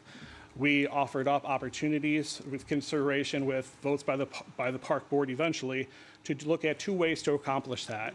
Either with an easement agreement with our neighbor to the south to be able to accomplish that in a simple form, because there is the space that's provided there naturally, but from the litigation standpoint of putting together an easement to be able to work through that, or simply relocating the fence due north to allow for greater access, 6-foot path on the Park District property up into the natural stone steps that were included as part of the structure that has been erected to the south. So things to consider. We're, of course, looking to work with whatever we need to accomplish this. We're mindful and know that there are things that we will need to accommodate, but we want to make sure that the Plan Commission tonight knows that we are amendable to things that need to be taken into consideration to work best for the community. Additional to that is, of course, the walkway down. So letter I and the image, the long concrete ramp, if you will, is being shown here. Once again, that's an ADA capacity, trying to limit the amount of disturbance within the bluff. Taking a look at the grade, taking a look at the retaining walls required for that, taking in consideration the ordinance itself. Once again, we're looking in a public capacity to be able to traverse that. People with strollers, people in wheelchairs, people with pets, give enough room for that to be accomplished. But then also, as Scott mentioned earlier, our ability to maintain the site.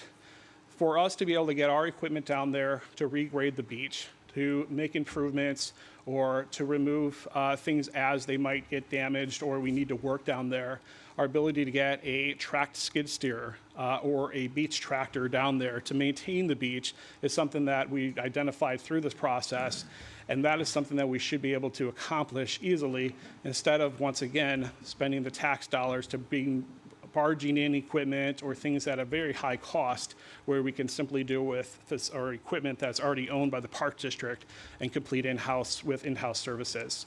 So once again, trying to be mindful of the approach. The one thing I'd like to also state about the walkway and the improvements for that ADA access walk is our consideration of the placement of retaining walls. When you're looking at this site from Sheridan Road due east or looking into the lake, you're not going to see any retaining walls. Everything is being built on the downslope side, looking from west to east, so there are no obstructions. Of course, you're going to have obstructions when you're looking east to west or from the lake back towards Sheridan Road, but those are going to be the same obstructions as you have now with the impeded view of the bluff itself. So once again, capturing the grade where it's most relevant and the best for engineering design to be able to show that and understand that are just points I want to make here tonight to better educate. In addition, there is a mid-bluff paver area that was identified. Once again, this is one of those exemptions that we're looking for. Letter J, as it's on the site there, you'll see a little seating node pocket. Not sure, yeah, you can see the cursor. So this area right in here, this paver pathway is looking to be developed further. We're looking to reduce it from its current size, but in our reduction and the size for where we have placed the benches, we are a little over 8 feet wide there, so greater than the 5-foot width that has been identified in the steep slope ordinance. So another thing to consider, that's one of our exemptions that we're looking for. And then in addition to that, connecting that element, letter K here, is a outcropping stone step that would connect from the upper park tableland down to that little mid-bluff seating pocket area or paver area. Once again, we identified a 6-foot wide paver or natural stone step. The ordinance has identified a max width of 5 feet. Once again, we're looking at this in a public setting versus a residential setting. Once again, it was considered, Park District staff did allude that we would be able to work with that width and drop that back if needed to. But based on the request and the consideration for approval at the December 9th zoning meeting, that was agreed to that could pass at a vote of 4-3 if there was consideration to approve that at the village trustee level. So once again, something to consider, one of our other exemptions that we're looking for this evening and what that looks like. H would be identified into the natural bluff itself through the green space. Once again, as mentioned, the stewardship of that, removing the invasive species, removing the dead or dying trees out of there, reestablishing the undergrowth and the understory, and creating that environment back to what it needs to be to establish that so it's self-sustaining without mechanical help from the Park District.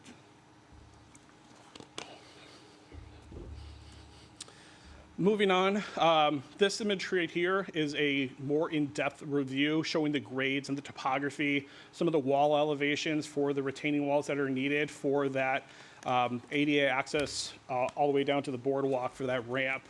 Once again, some of the imagery, comp imagery that we're showing here to the right is kind of just an illustration of what that might look like. Once again, with the retaining walls on the upslope side where it's needed to be able to establish and hold back those cuts to be able to establish that, that gradient for the access route. I'm not going to spend too much time on this, being cognizant of the time this evening and where we're at with the presentation and what we need to still get accomplished. I'd like to go in a little bit more depth here, though, the cross sections of the plan and kind of walking through those. So on your screen, you have two cross sections. The top cross section is kind of looking north, so this would be a slice on the northern half of the park plan, establishing and showing the existing walkway over here where the cursor is on the screen. This is the existing walkway through the park itself, our paver path that we have through that. And then you'll see the natural slope of the bluff, and then where we've identified one of the slopes here for the actual ADA access walk down the bluff. The slope of the bluff, and then the engagement of the gabion blankets that are in place for slope stabilization, once again at an elevation of 592, and then the boardwalk itself and the elevations for that. It gives you a better understanding from that plan view where you can kind of visualize how this is going to look and how it's going to be affected. Once again, looking left to right, the views and vistas, as you see them from Sheridan Road, are going to be unimpeded. And then as you would look from right to left, or in this case from the lake back towards Sheridan Road, you would see those obstructions, but those obstructions would be built into the bluff, once again being minimized by the impacts of the bluff in the design overall. Taking a look at cross-section B below, this is kind of a mid-bluff or mid-project cross-section. This here is going to show, again, the development of that walkway as it's coming down. You have that mid-bluff paver area that was identified and just discussed, as well as the staircase for the interconnection down to the beach. We did include a staircase as a direct access route. Once again, that is within the code selection for compliance as far as the 5-foot widths.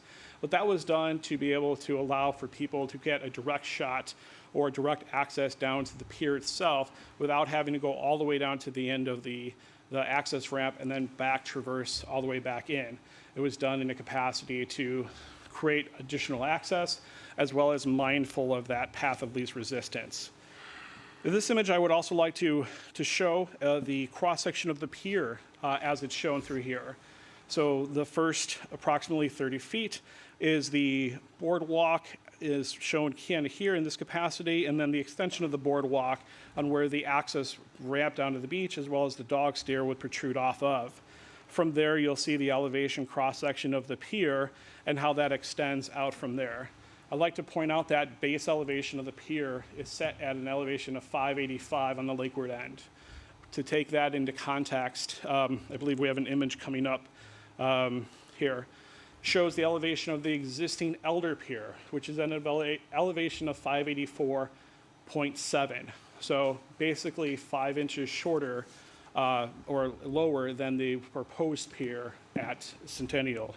So I just want to use that as perspective to show the difference so you have an appreciation for the height for those of you who had the opportunity to visit the site over the years. The last cross section here is, of course, on the farther southern side of the beach. This is going to show a cross section of that pier, the ADA walkway coming down to the boardwalk, and also the dog beach element. So once again, how that works together. The grading of the bluff, the retaining walls that are needed to support that requested zoning exemption, as well as the development of the dog beach itself and those access points. Once again, the pier here is for reference. Elevation of 584.7. So the one typo, and I apologize, it is noted that the ZBA has granted approval. We were a little presumptuous. It did suggest approval based on the consideration of the village council. So it has suggested that they would approve if council was to approve the overall special use permit as it relates to the code section for steep slope zoning for these 3 project elements. So just a piece of clarification there. Once again, the request here tonight, the concrete ADA access ramp and what we're looking for there. Once again, to be able to construct a ramp greater than 5 feet in width, to be able to use in a public capacity to gain access down to the beach and the ADA capacity there. The outcropping stone steps, as I mentioned before, 1 inch greater than what is the allowable limit at 6 feet versus 5 feet. And then the mid-bluff paver area.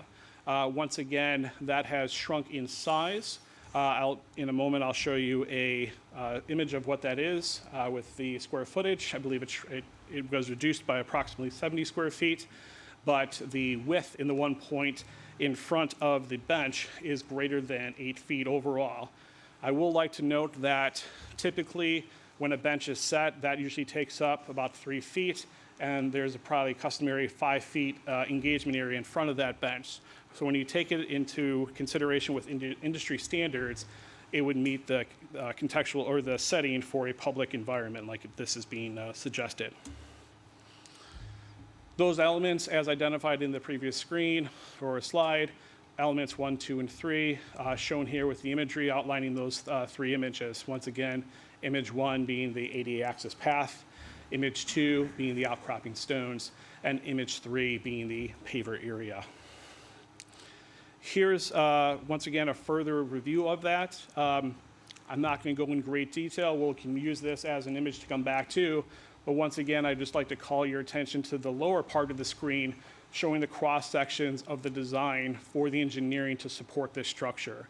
Once again, we've had our engineering team and structural engineering team review this, and these are the designs that would put in place to be able to complete this and sustain this improvement for generations to come.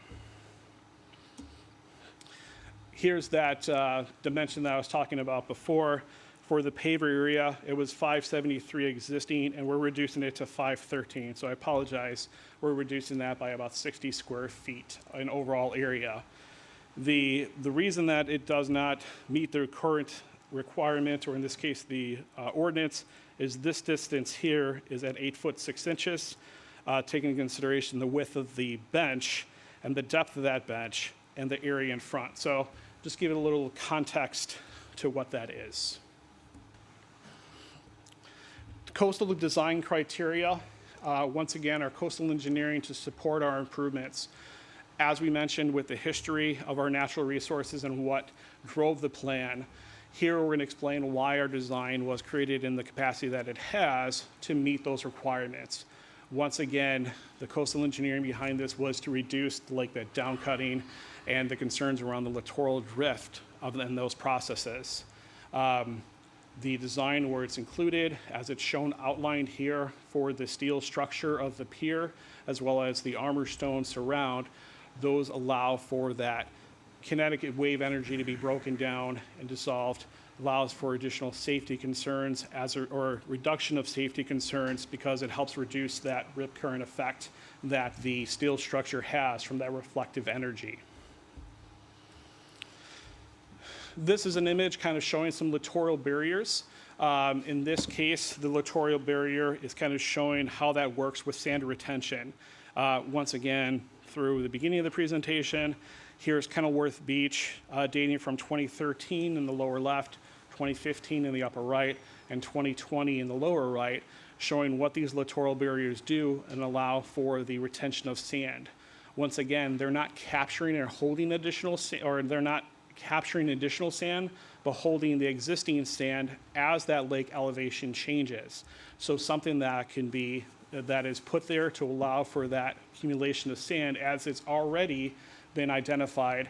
And then as new structures are built, as I mentioned before, the ability to nourish those systems as it's required by the Corps and the RDNR to 120% fill volume so you don't rob the littoral system.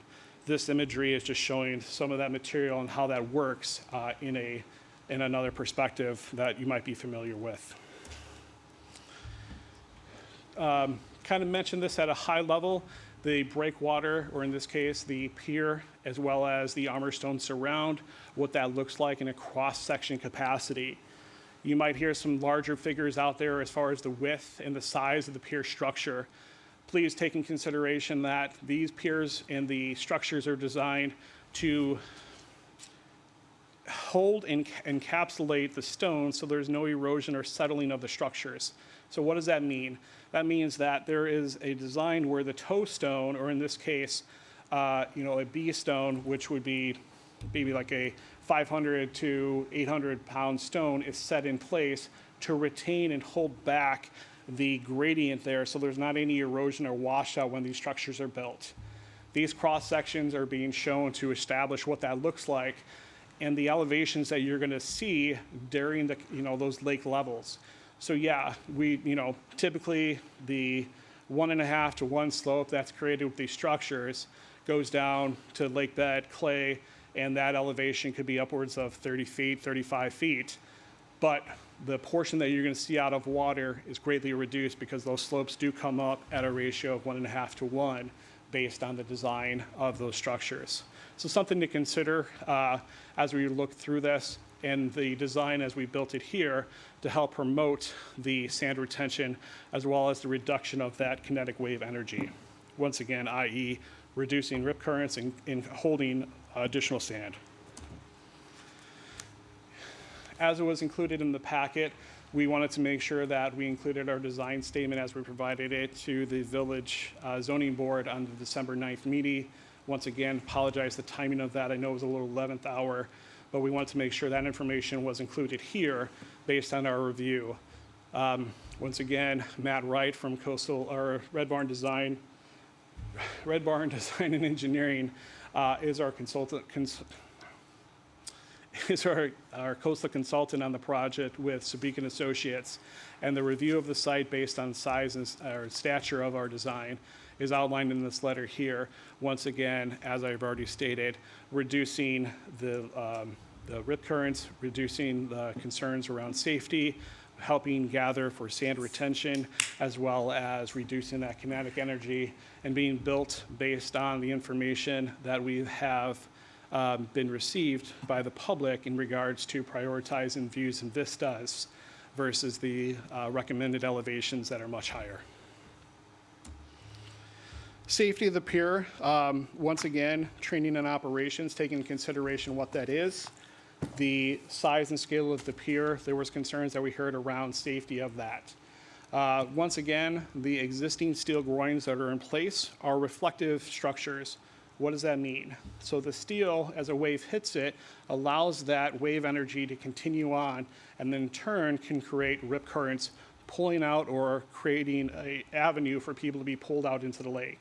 By having structures lined with armor stone, as we have identified here, that energy doesn't have a chance to become the reflective, pulling that out. It allows that energy to basically dissipate against that armor stone and breaking that energy. I'd like to also outline some of the training and the improvements that we do as well for that. So I'll go into that in a moment. The image here are, once again, just some perspective views of what that is. There's a couple of views and photographs of some marinas, some pier structures in Wisconsin and Michigan that have similar designs, piers with an armor stone surround.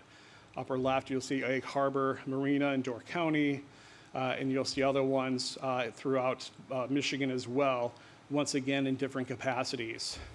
Our design is built for the end of the structure on our easternmost point to be an elevation approximately a foot greater than the height of the pier. So that would be an elevation about 586, where the pier is at elevation 588. Having that differential, once again, calling out an obvious hazard for the community or people to not try to dive off of it.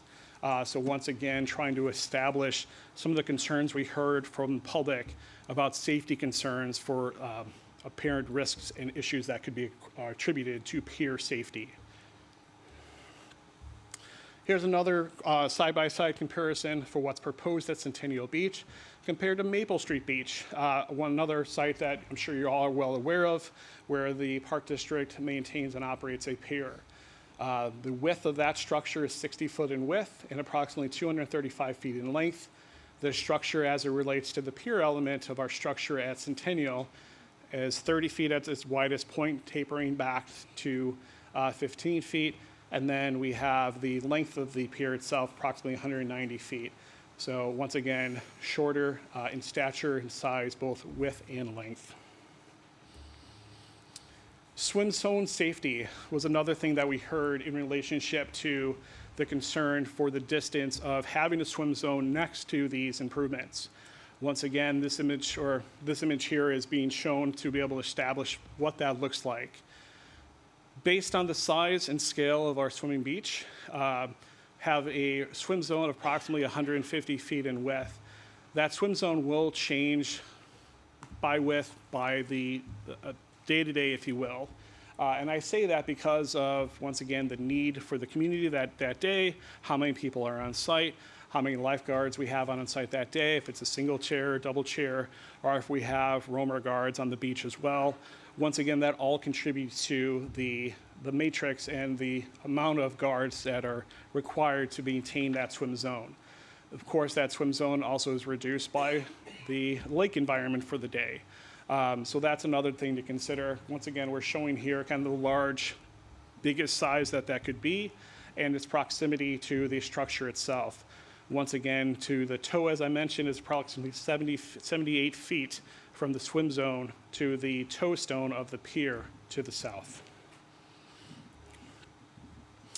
So this slide and two are other slides that are just behind this as well are slides to kind of show the process in which the Park District undertakes to train their lifeguards.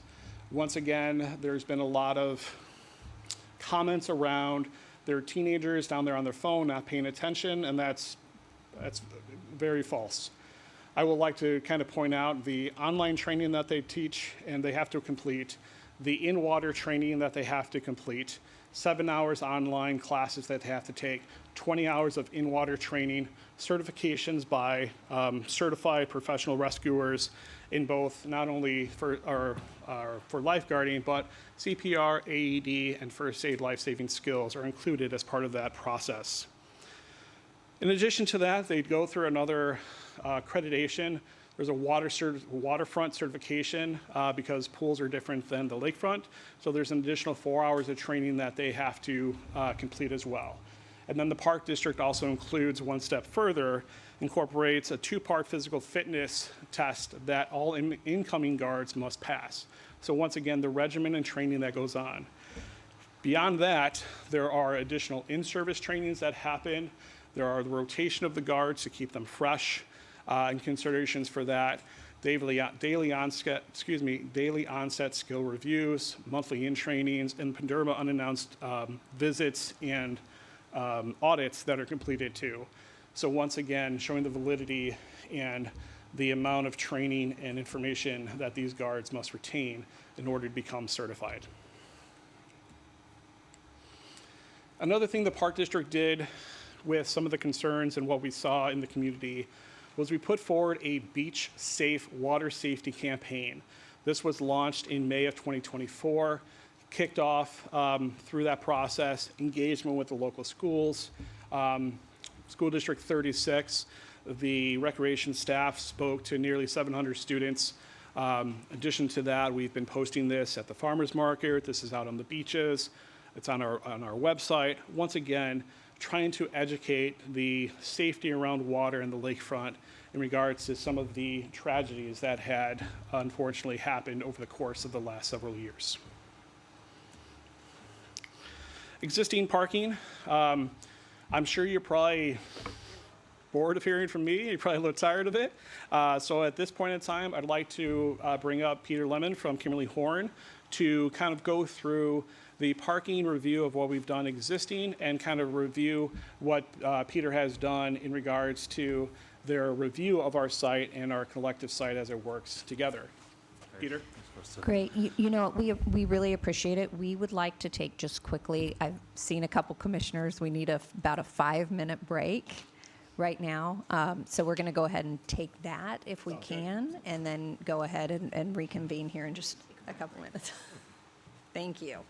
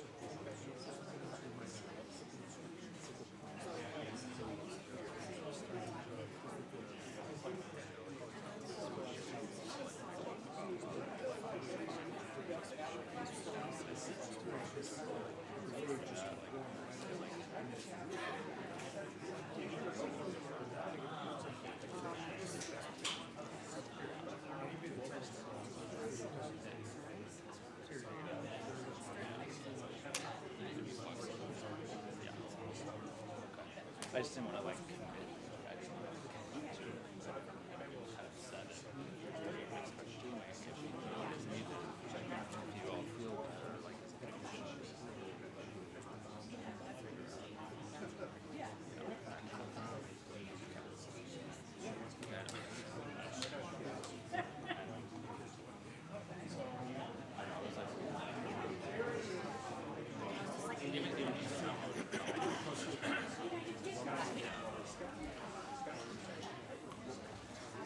Okay, there you go. No pressure. I'll be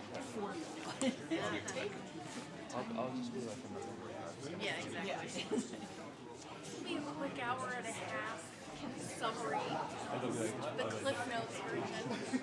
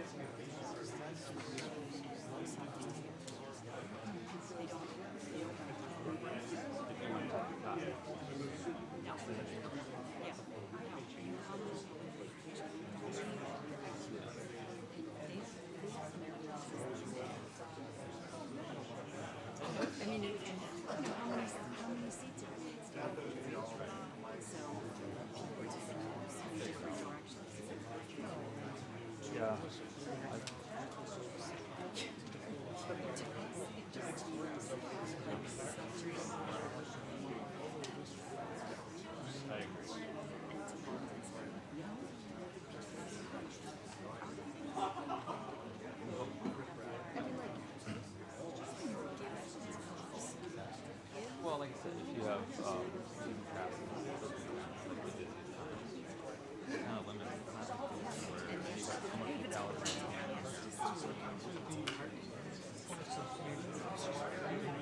limited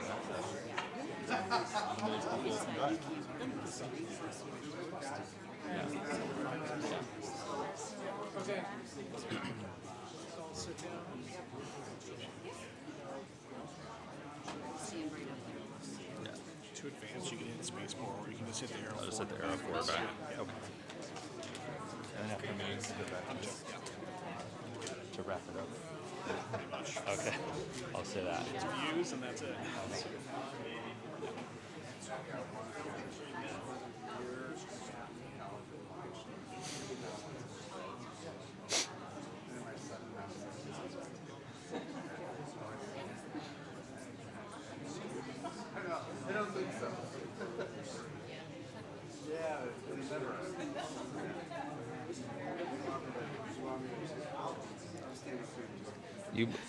Yeah. Yeah. What is it? Parking or? Yeah. All right, hello, Walking. everybody. We are Walking. going to go ahead and go back into session. It might be walking. If you can all go ahead and take your seats now, we would appreciate it.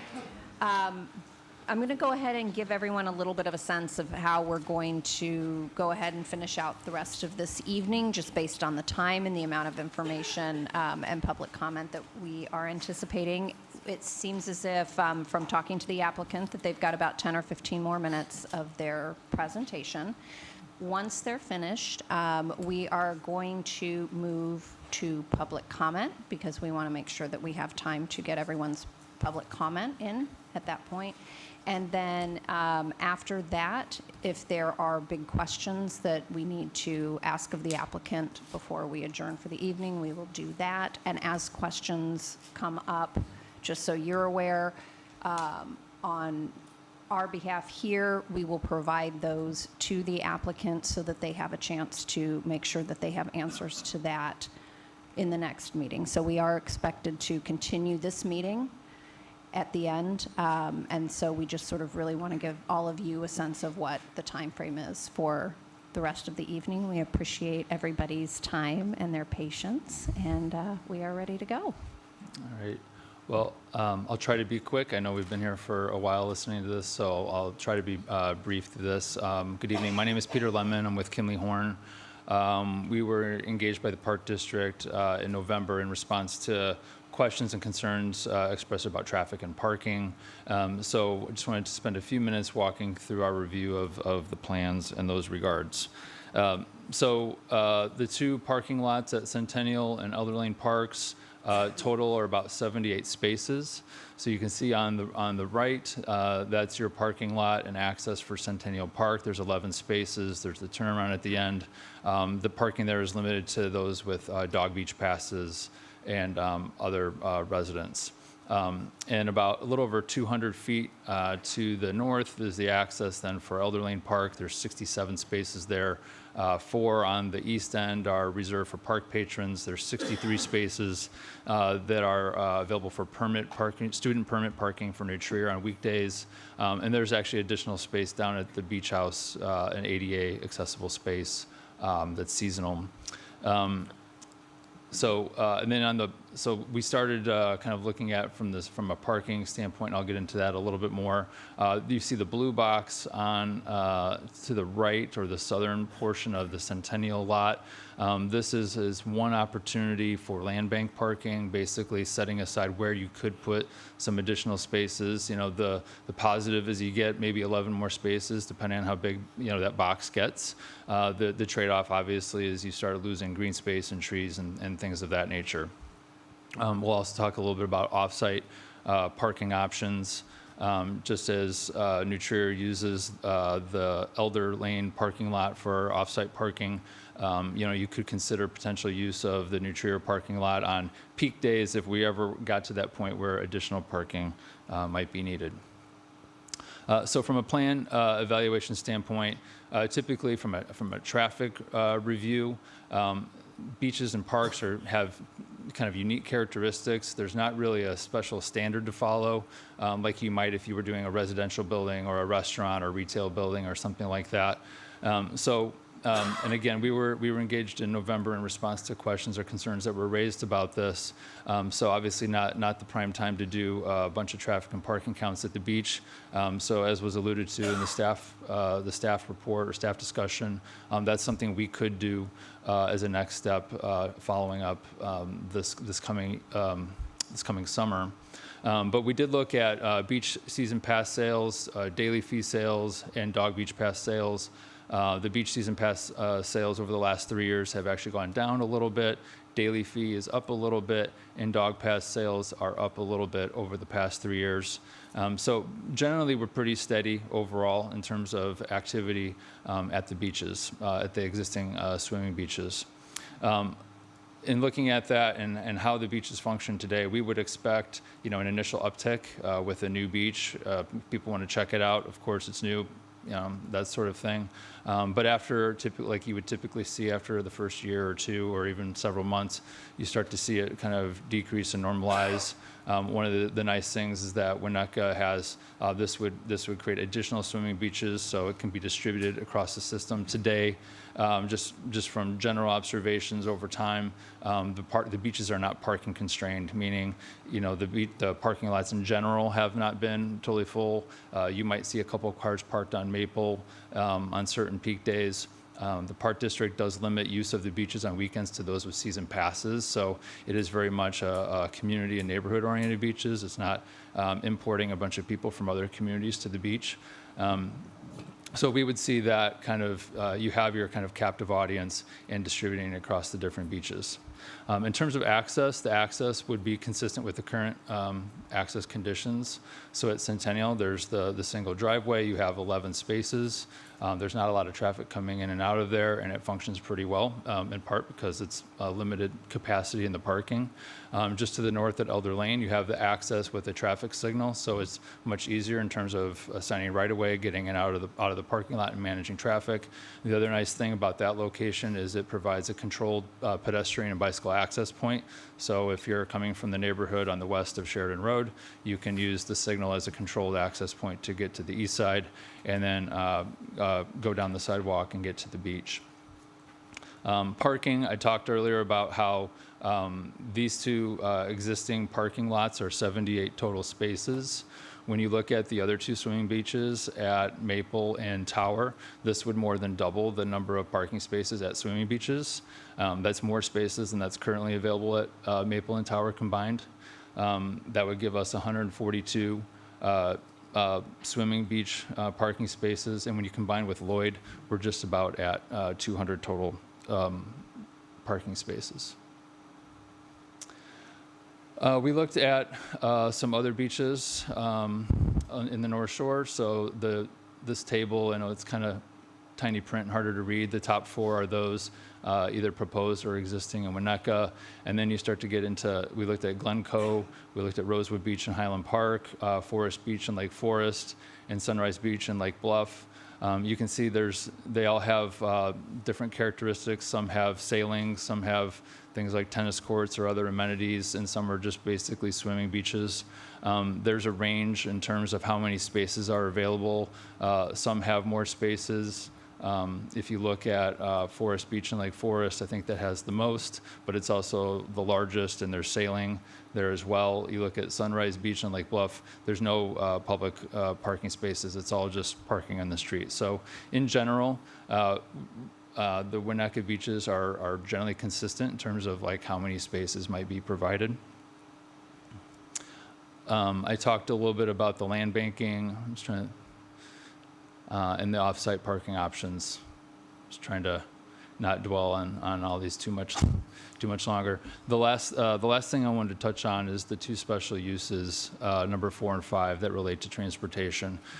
So the special use standard number 4 that you would be reviewing this through is, adequate measures have been or will be taken to provide ingress and egress in a manner that minimizes pedestrian and vehicle traffic congestion in the public ways. As I mentioned, the access points to Centennial and Elder are existing, and they would not be proposed to change. In particular, the Elder Lane access is signalized, which is good for traffic flow as well as a controlled pedestrian access point. There is a sidewalk, a public sidewalk along the east side of Sheridan that links the parking lot at Elder to that at Centennial. So if someone were to go to Centennial and there's not enough spaces, obviously they could use the Elder Lane parking as well. And then the bottom point there regards to further validation of the findings. As staff mentioned, we're open to collecting additional data this coming summer that relates to peak season parking and traffic activity. Standard number 5 is very similar, except this one involves a little bit more around parking. So as I said, there's parking available at both of these that can be shared between the 2. You have the 78 total spaces between them, which is actually more than the existing parking that serves the current swimming beaches in Winnetka. Additional measures are available. So we could consider things like land bank parking. If future parking is needed down the road and you find out, hey, we need more parking spaces, we can have that area already designated and called out. And again, we're open to collecting additional data in a more seasonally appropriate time to collect, that kind of peak season traffic and parking data to validate these conclusions. With that, I'll hand it back to Costa to wrap things up. Peter, thank you. Off-site parking options, this was another perspective, just to show size relationship to the location of Centennial as it relates to New Trier, and as well as the Indian Hill Metro Station as well, where there's public parking available on the northern side. So just things to consider as far as as Peter suggested, the ability to utilize additional locations in the community to help with that concern. I'd like to wrap up here with some perspective. Our engineered graphics here showing the contours, the elevations, and everything that's outlined in the plan set itself, taking that and with computer-aided software to design that out. So what you're seeing here is an elevation view of the pier looking back to the west. Once again, the views and vistas, as I mentioned before, the stones surround the locations of the fencing, some of the handrails, as well as retaining walls needed to support the improvements. Once again, these are computer drafted based on the plan designs. They're not specifically identified perfectly, but they're a rendering of that. Here's another view perspective. You'll see in the lower left-hand corner a key of which view this is. So this would be a view looking on the north side of the swimming beach, looking towards the pier section that's being proposed with the dog beach on the other side. Once again, at that elevation on the eastern end of 585, and sloping back with the stone and so forth. You can see the sand elevation as that slopes up with the nourishment as we projected. Here's a bird's eye view kind of looking back to the northwest, west. Once again, looking across, showing the access, showing the ability to walk the surround of the dog beach to access where the staircase has been placed to the property owner to the south, as well as access of the site. So what you're seeing here is approximately a 240-foot width dog beach in relationship to the swimming beach on the right-hand side or to the north, and then in the background, review of Elder as well. So you can see size perspective. That's also the characteristics of the site and how that works together.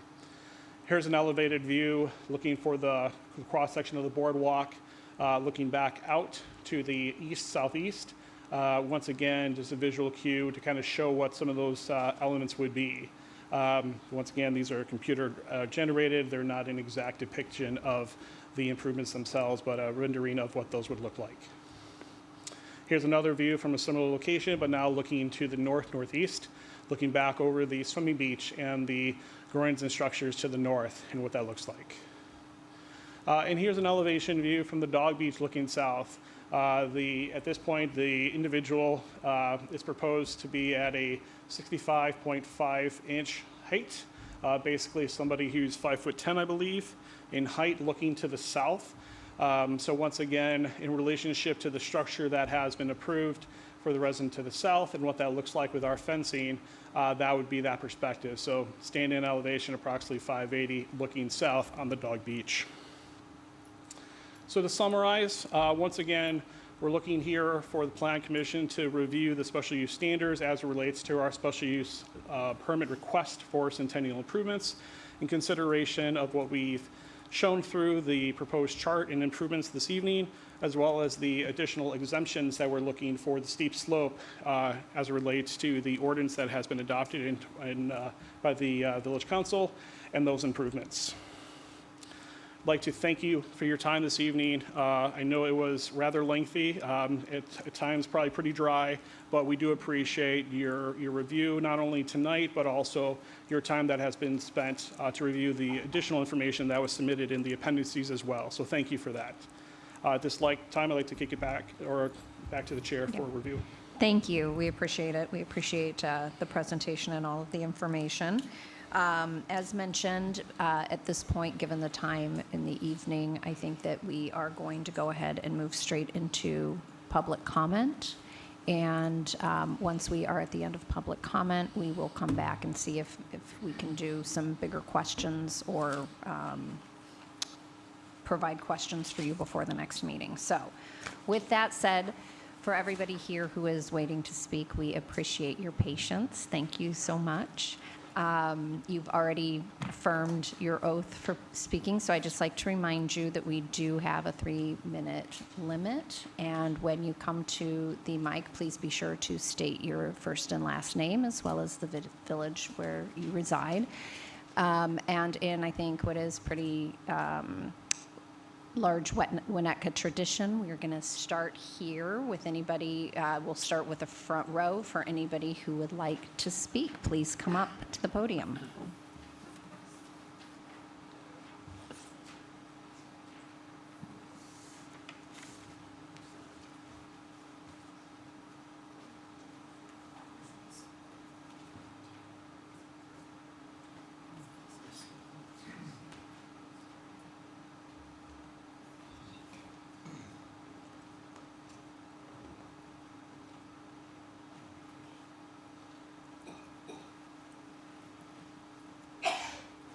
Thank you, and thank you for your patience, too. I am John Root, and I am a Winnetka resident. In April of 2023, Village Council adopted the Comprehensive 2040 Plan, a planning document that describes a cohesive community vision and roadmap for Winnetka future physical, economic, and social development over the next 20 years. Goal 6.5 from this plan states the following. The village will support policies that preserve and protect the unique natural resources and the recreational opportunities provided by Lake Michigan shoreline and bluffs. The village has implemented the 2040 plan in its steep slope and lakefront construction ordinances with the purpose of protecting bluffs and adjacent land areas against destruction or damage caused by significant development activities. Had the steep slope ordinance been in effect, it would have prevented the removal of the bluff on 205 Sheridan for construction of a 68,000 square foot mansion, which you can see here. The aerial photo shows construction on 205 with removal of the bluff and construction of massive breakwaters. Adjacent to 205 Sheridan is Centennial Park with the bluff intact and a more natural beach. Centennial Park's current state is in line with the 2040 plan. The WPD special use permit includes a plan for a path compliant with the Americans with Disabilities Act. This plan violates the steep slope ordinances and will require an exception to Section 1782-40. The WPD's SUP application for the ADA pathway should not be granted because the design proposed violates special use permit standards. Specifically, the ADA path harms the general welfare of the residents by degrading the bluff and the Lake Michigan shoreline. 1,615 square feet of bluff will be covered with concrete when the current plan path is widened from 5 to 10 feet. The WPD creates a false choice between providing access for disabled persons to the beach and preservation of the bluff. I will discuss two alternatives to the WPD plan that provides access and preserves the bluff. Alternative 2, over here, takes a path from the parking lot to an electric lift at the bluff. This plan only covers 250 square feet of bluff, which covers 86% less area than the WPD plan. Alternative 2 does not require an exception to the steep slope ordinances. Alternative 3 takes an access road from the parking lot down to the beach. This plan covers 500 square feet of bluff, which covers 70% less area than the WPD plan. Alternative 3 will require an exception to the steep slope ordinance. And basically, Alternative 3 has a 9-degree slope on it. It'll be 10 feet wide. And it'll be similar to access roads that you have at Maple and Elder already. So you can get people down to the beach with, again, an ADA parking spot. Don't have to go with this massive path that they're proposing.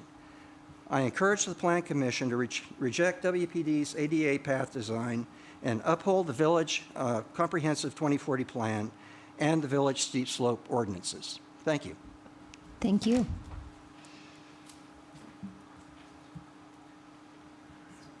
Isn't there anyone else in the front row who would like to speak? Please come up.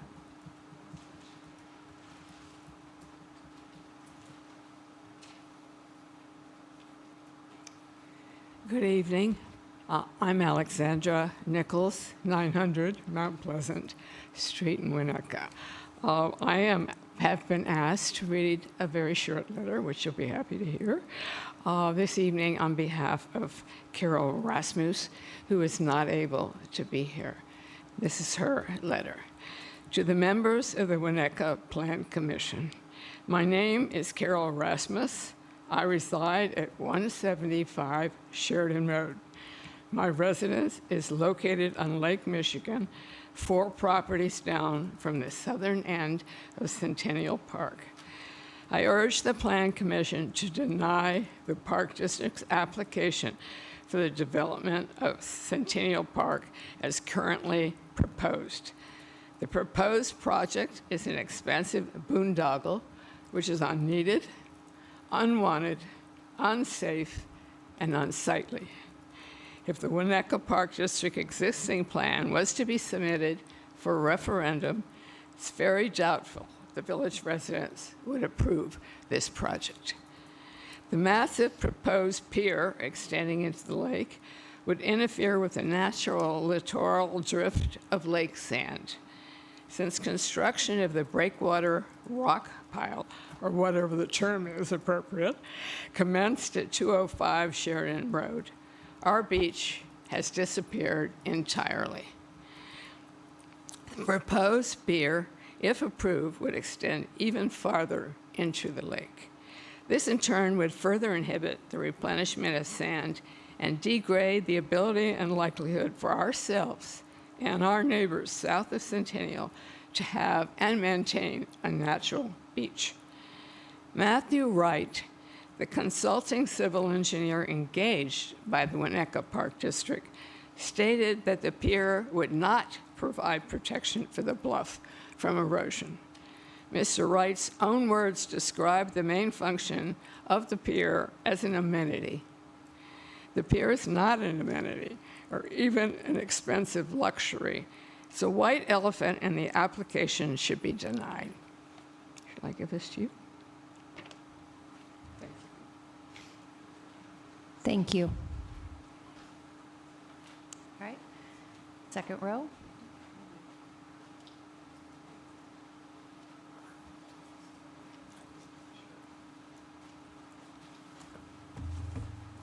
Hi, Ted Wanchenko. So you all know who I am, and I'm not going to say where I live because I would disagree whether it's required or not. We don't want to go down that road. Hi. So I don't know what's happened over the last 2 hours. I was ready to shoot myself. So I'm trying to figure out what this purpose of this meeting is. You're the Plan Commission, right? So it seems to me like your purpose here is to look at how this special use permit fits into the comprehensive plan. And I would say as modified or as reinforced by the Park District's own Lakeshore Plan.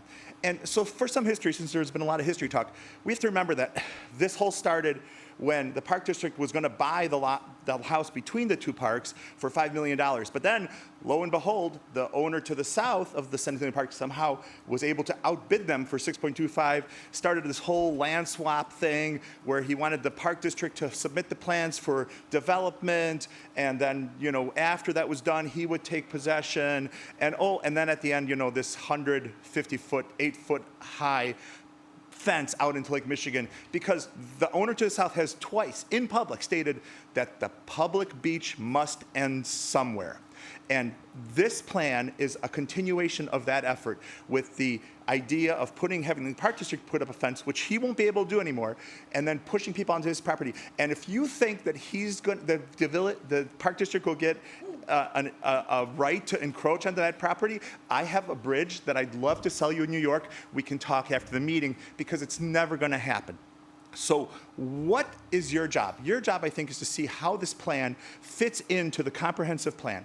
And we know that the Lakeshore Plan of 2030 said that there's no firm consensus on a dog beach. In fact, they said that the Park District should monitor community pet owners and trends to determine the future pet recognition needs and are being best met with a dedicated dog beach. Your comprehensive plan only goes to 2040 yet. And for this meeting and for purposes here, it is important to understand that the Park District is planning on building this with a $3 million quote-unquote donation that will encumber them to maintain the dog park for 50 years. So while they agree that the dog beach isn't necessarily something that should go on into the future, while the comprehensive plan here talks about how we should, represent the village and all its residents, this plan is designed to encumber and take away public parkland for 50 years. And your job as the Plan Commission, I think, is to look at how the supplemental use permit impacts that. And in this case, it's inappropriate to approve it because it does not adhere to the comprehensive plan or the Park District's own Lakeshore Plan. Thanks, bye. Thank you.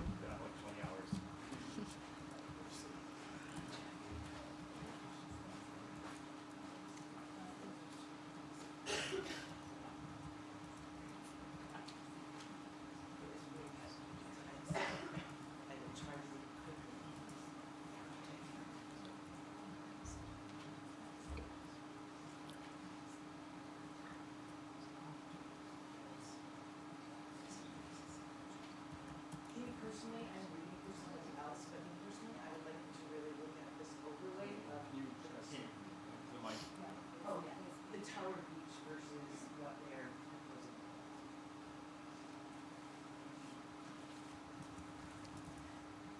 I am here to read Chris, I'm going to get it wrong now because it's so late. Can you please Shreeham's- state your name for the record? Oh, my name is Wendy Dury. Thank you. Winnetka resident. So is Chris.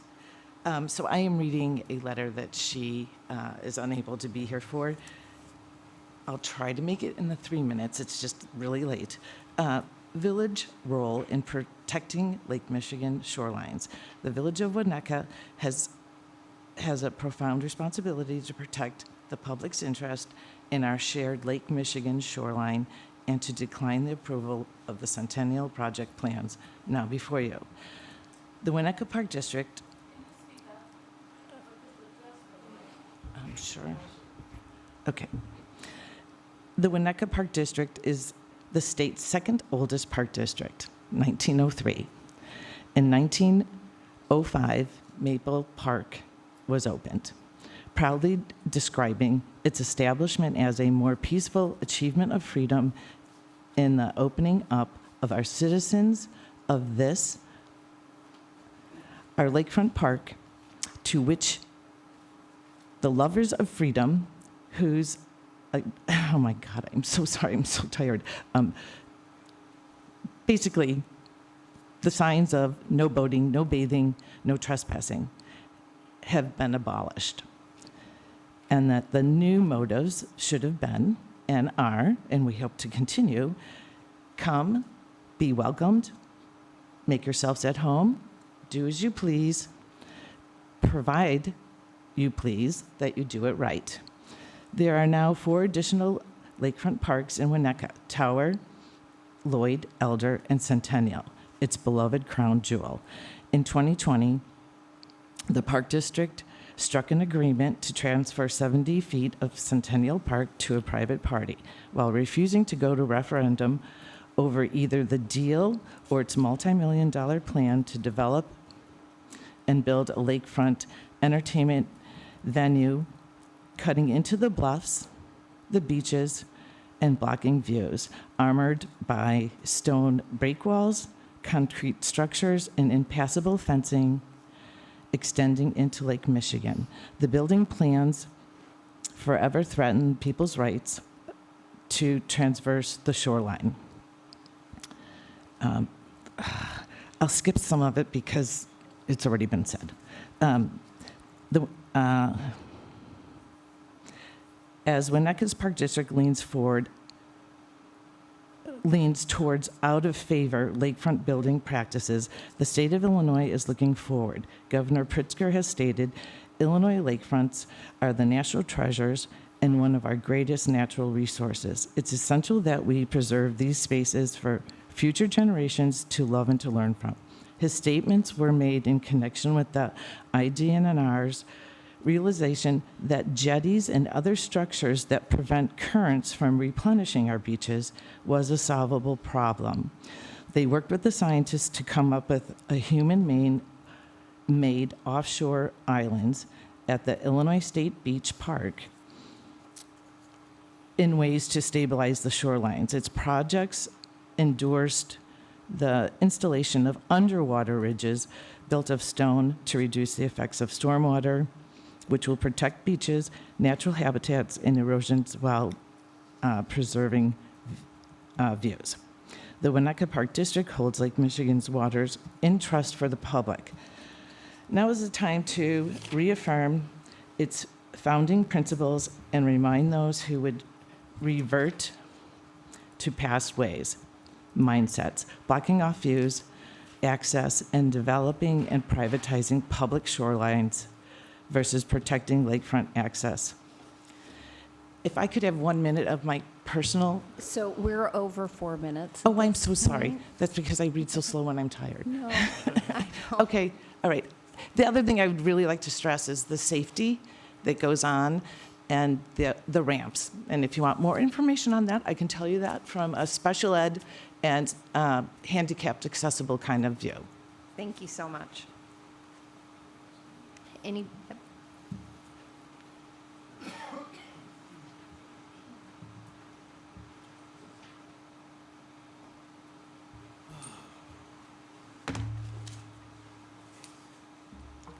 Hello, Hello. My name is Tom Borders, and I live on Old Green Bay Road in Winnetka. I'm going to talk about, try to limit it to the pier, the walkway, and the existing park. So I've been to Centennial Park many times. The tableland, or the land that's surfaced with Sheridan Road, is about 5 acres, and then there's a real steep decline.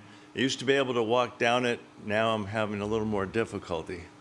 It's because I'm a little bit impaired. But at the top of the tableland, or the top of the bluff, it's a pristine area. It's beautiful. The whole park is beautiful.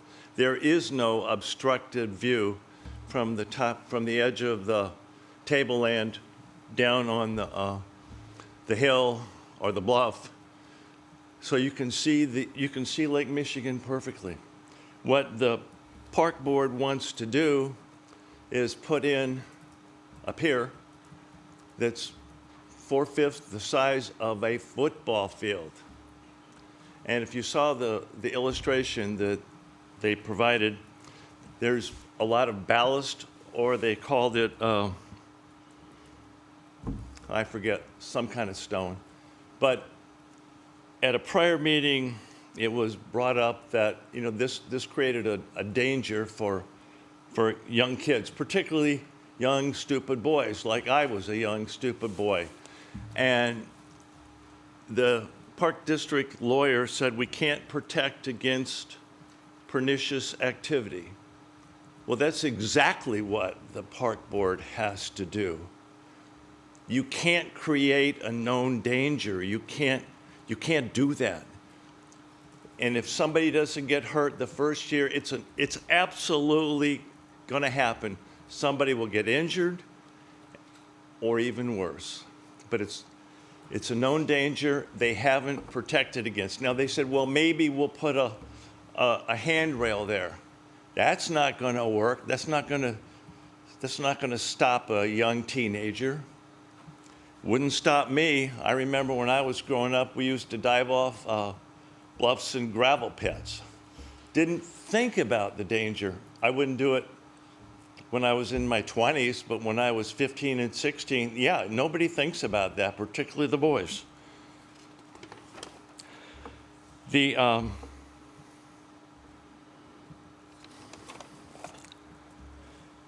So I think the pier is a liability rather than an asset.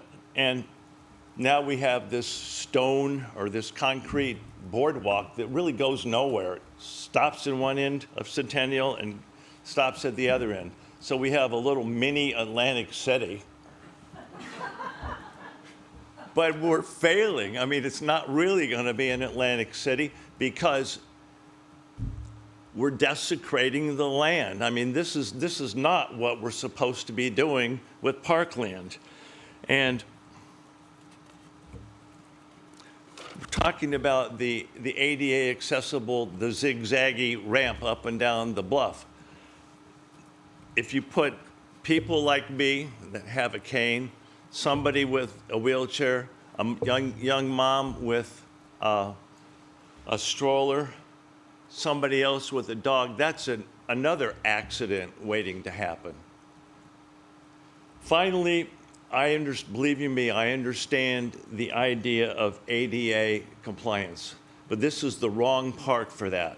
There's no water. And at an earlier meeting, the Park District proposed some kind of an outdoor john, a portable toilet.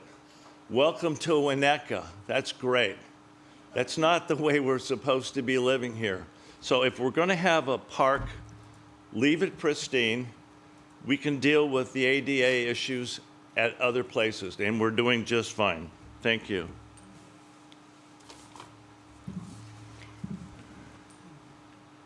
Do we have anyone in the third row?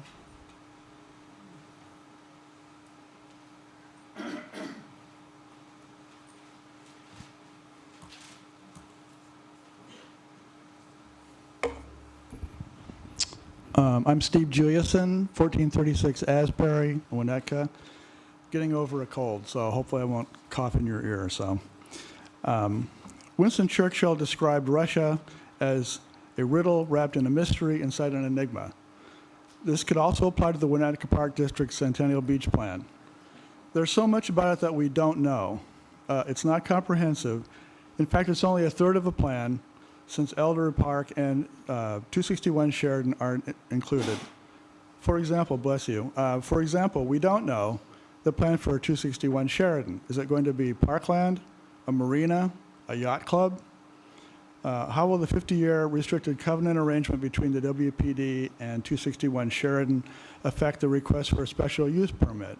Because the WPD ceded control of much of the property to Mr. Ishbia if their plan is approved. Is Centennial Park going to be split into a beach area and a table area? Is the Headland Beach system from the previous WPD beach plan dead? How much could construction estimates be? Or how much could they rise? Because there aren't any formal estimates from contractors at this point, and Centennial Beach alone is estimated at $8 million. How much beach sand could be lost annually, and what's the cost for a replenishment? No true coastal engineer has ever consulted, so we have no idea for that. Former Winnetka resident Donald Rumsfeld once said, "There are known knowns. These are the things we know that we know. There are known unknowns. That is to say, there are things that we know we don't know. And there are also unknown unknowns. There are things we don't know that we don't know." The WPD beach plan has some known knowns, a good amount of known unknowns, and unfortunately many, many unknown unknowns. How can the WPD expect the Plan Commission to review only 1/3 of a plan? This is a huge waste of your time. So please deny the special use request and ask them to come back with a whole plan. Thank you. Thank you. I can't tell, I know we were in 3. I can't see if there's anybody else in 3. Yes?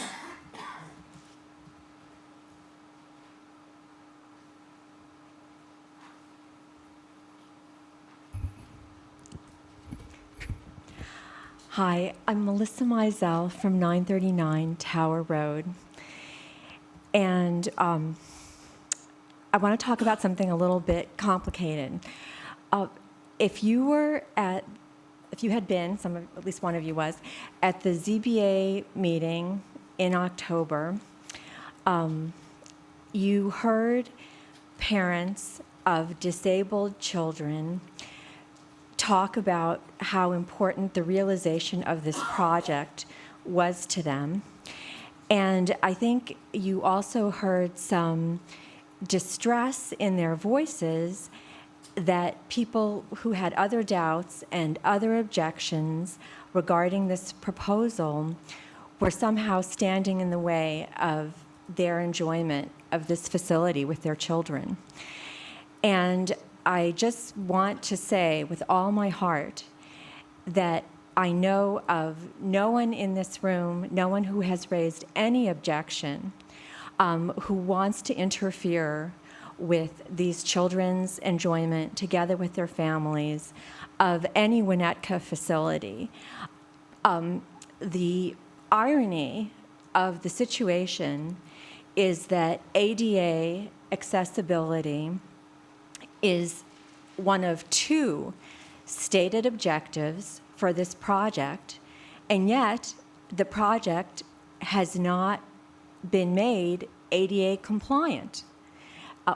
You can do one disabled thing, but if you go through the checklist of what an ADA compliant beach contains, this project will come up short. And so this second objective strikes me basically as window dressing to achieve other objectives, maybe objectives that are unknown, unknowns. And I think it's unfair because it's making certain Winnetka residents resent the well-founded objections of others.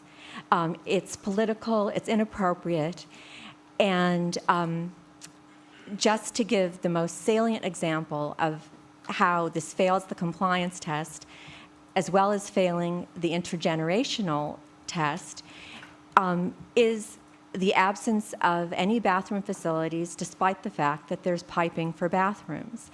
You can't change a diaper.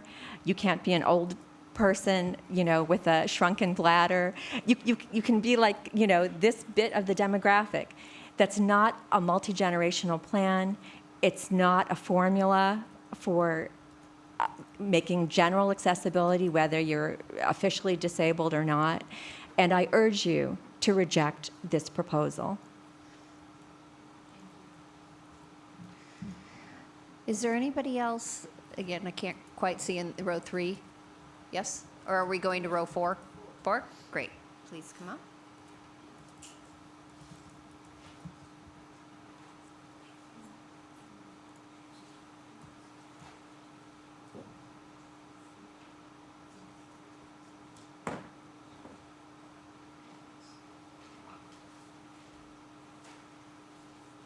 So I'm Maggie Hayes. I live on Orchard Lane for over 40 years, and I'm reading a statement for Chuck Dowding, who is a professor of engineering at Northwestern University, retired, but he is still active as a worldwide consultant. And his statement is, and his graphics, the Elder Centennial Beach Project opposes the 2040 Comprehensive Plan goals and initiatives adopted by the Village Council to increase and enhance access to open space and public land, as well as protect the environment. First, consider access. The Elder Centennial Project reduces beach access by 46% for those who do not have a dog fob, which is some 99% of Winnetkins, myself included. As shown by the graphic in green, today we can walk and swim along 1,000 feet of beach. As shown in red, after 261 Sheridan is swapped for 70 feet adjacent to 205 Sheridan, and the 240-foot wide fenced animal enclosure is erected, and more than 110 feet of rock is piled along the shoreline, only 540 feet, not 1,000 feet, is available. This is a 46% loss of access to the lake and beach.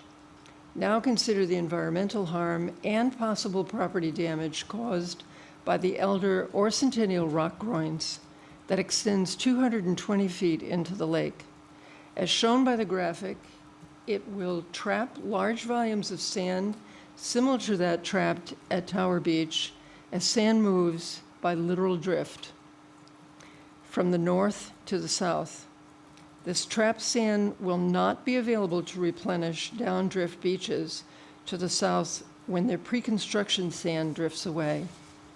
Storm waves will then have greater potential to break closer to and erode the beach bluffs of Winnetkins to the south, because the beach sand is no longer present.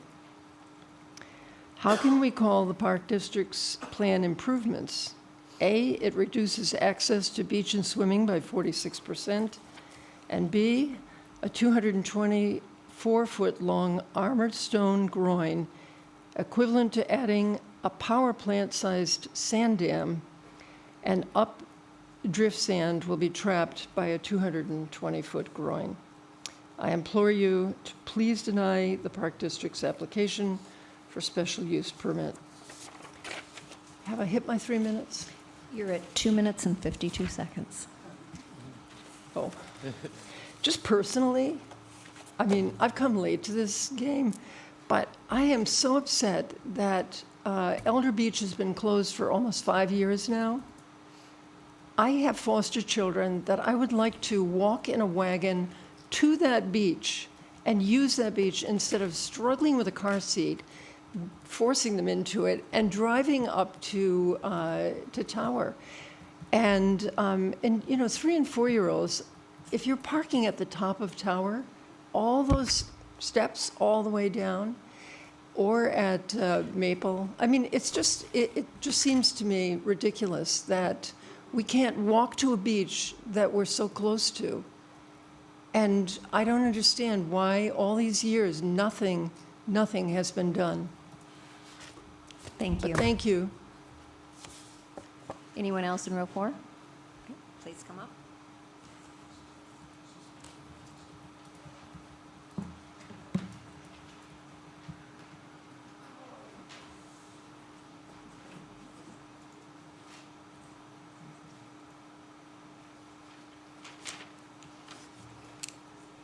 Hi, my name is Kim Marsh. I live at 360 Forest Street in Winnetka, and I've owned my home since 1989, and I also grew up on Elder Lane. And I'm probably the only person in this room who's actually swam into the pipe under the pier there and lived to tell the tale. I'm also urging the Plan Commission to deny the Winnetka Park District's application for a special use permit. The massive rubble mound pier as designed will impede sightlines from the shore out to where swimmers and dogs will be enjoying Lake Michigan, creating serious safety issues. Like others who have spoken tonight, I urge the Plan Commission members to go down to Elder and Centennial, stand on the sand at water's edge, and imagine the views with a pier of this enormous height and width, as well as its potential impact along the shoreline going north and south. The visual aids and computer models provided to you tonight do not fully depict what will be lost because most are from a bird's eye view. I am opposed to any pier structure because I have been an eyewitness to 2 serious safety incidents, one of which was a fatal drowning that occurred in the water off the current dog beach. In July of 23, a man drowned after jumping in to assist some children who had been tipped off an inflated raft. Multiple people on the dog beach saw the swimmer in distress and called 911. The 2 people I was standing with swam out to assist. A massive rubble mound pier as proposed would have impeded the sightlines to this incident and delayed response time. Last August, I witnessed a concerning near-miss incident again at the dog beach. A man had a young dog who swam out to deep water and then suddenly headed south toward Kenilworth. The man, who was a strong swimmer, jumped in to get his dog but was unable to keep up. From the beach, I could not visualize them at all past the South Breakwater construction fence, but the man was clearly struggling. A much younger man jumped in to the aid of the struggling swimmer. All ended well, but the whole incident again raises the sightline safety issue and reinforces the need to have a safe land route at the waterline. The presence of a teen lifeguard monitoring a swim zone area would not have made a difference because the height of the rubble mound rocks would block sightlines to where the dogs swim. Nor could a lifeguard visualize kids or dogs climbing unsafely on the jagged southern side rocks of the rubble mound pier. Lifeguards go back to school in mid-August. People swim into October. So this plan is with teenage lifeguards to protect people is just not a rational plan. Finally, I witnessed a week-long search by the Coast Guard in the lake in the late summer of 23 to find the young man who had jumped off the Elder Pier with 2 friends in high waves and was missing for a week. His family kept vigil at the Dog Beach gate, so I passed them each day as they watched the sweeps of the Coast Guard, including the use of metal probes in the sand around the Elder Pier. From my own knowledge of the Elder Park fencing and signage, I can confirm that there was contiguous chain link fencing and signage stating the beach was closed. Does anyone think that intermittent signage or a chain barrier or a barricade on a Centennial rubble mound pier during high wind and waves would deter people? Signage certainly does not deter the daily rock climbing excursions by teens at Lloyd, of which the Park District is aware. The enormous pier is a terrible idea and detracts from the passive beauty of the sandy beach. Please deny the proposed special use permit application. Thank you. Anyone else in row? I think we're in 5 now. Okay.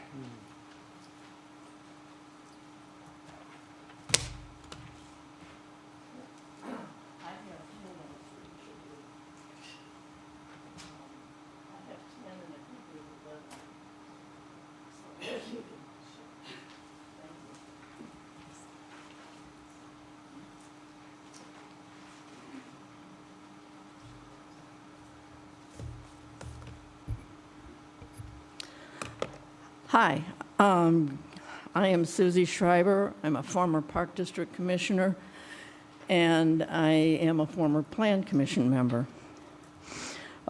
Please refer to the handouts for questions related to the new installations that you heard earlier this evening that were installed, finished this summer at Illinois Beach State Park.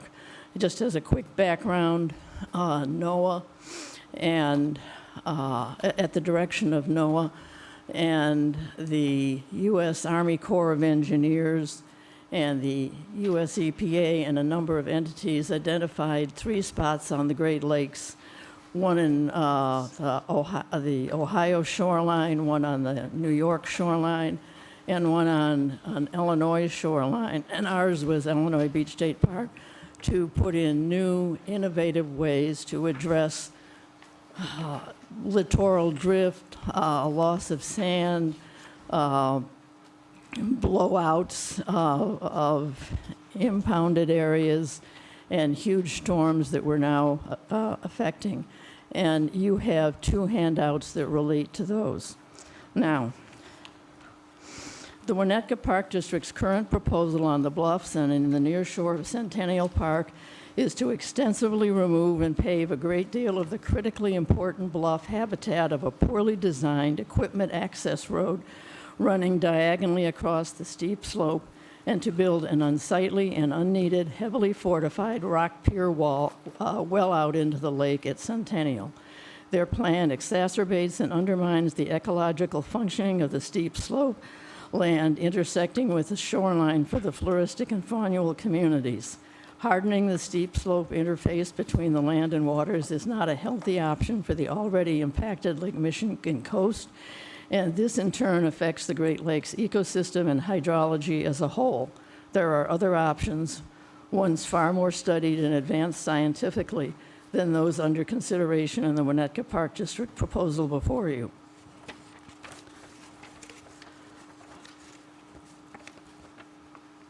Our Illinois project was, of the NOAA projects, were completed this past summer, and now immense data is being currently collected on how well it is functioning related to the intended goals. At a cost of $73 million, 22 offshore, somewhat parallel islands made of large granite rock have been carefully designed and placed offshore of Illinois Beach State Park.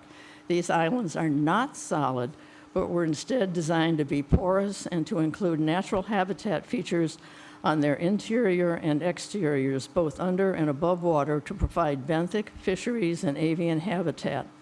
The islands act as a gentle wave attenuation device and are positioned to both feed the nearshore beaches and to direct some of the sand into the littoral drift to replenish the sands along the Illinois coastlines to the south of the park. I was told last week by the present acting superintendent of the park that the project actually has come in under budget. Now I'm going to switch over to ADA.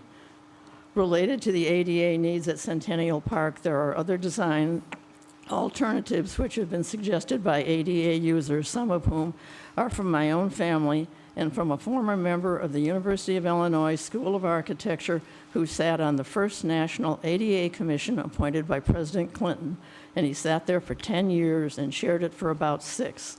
He himself was a paraplegic. He used a wheelchair from age 3 until his death a year ago. I remind you that this same individual worked with the Winnetka Park District to design and implement the ADA pathway and boardwalk at Tower Road Beach, which is extensively utilized by ADA and non-ADA users regularly and in all seasons. At Centennial, the road to be used for ADA access has not been properly vetted to meet ADA standards to date. The Park District uses the term universal ADA, which is not a formally accepted term when actually designing and implementing ADA components of one's plans. you must be more specific. The present Schreiber? design of the ADA pathway looks like a long, wide luge run as it nears the bottom of the slope. The proposed pathway makes a sharp left turn onto the proposed highly elevated boardwalk, which then takes the user northward to a small congested interface with a south ramp leading to the dog beach, a north ramp leading down to the beach, or due east onto a huge, unsightly, and definitely unneeded rock pier. Ms. Schreiber? Yes. We are Yeah. over 4 minutes. Sure. And I And appreciate you your have the- comment. you Yeah, have we the have written- this- Yes, yeah. we have your comments in Right, writing. and I thank you very much, and I understand it. It was hard to address two things Yes, at I the same understand. time. Thank you. And I do have the original Lake Michigan Shoreline Erosion Plan of October 1979 by the IDOT and the Lake Michigan LAMP from 1995. Thank you.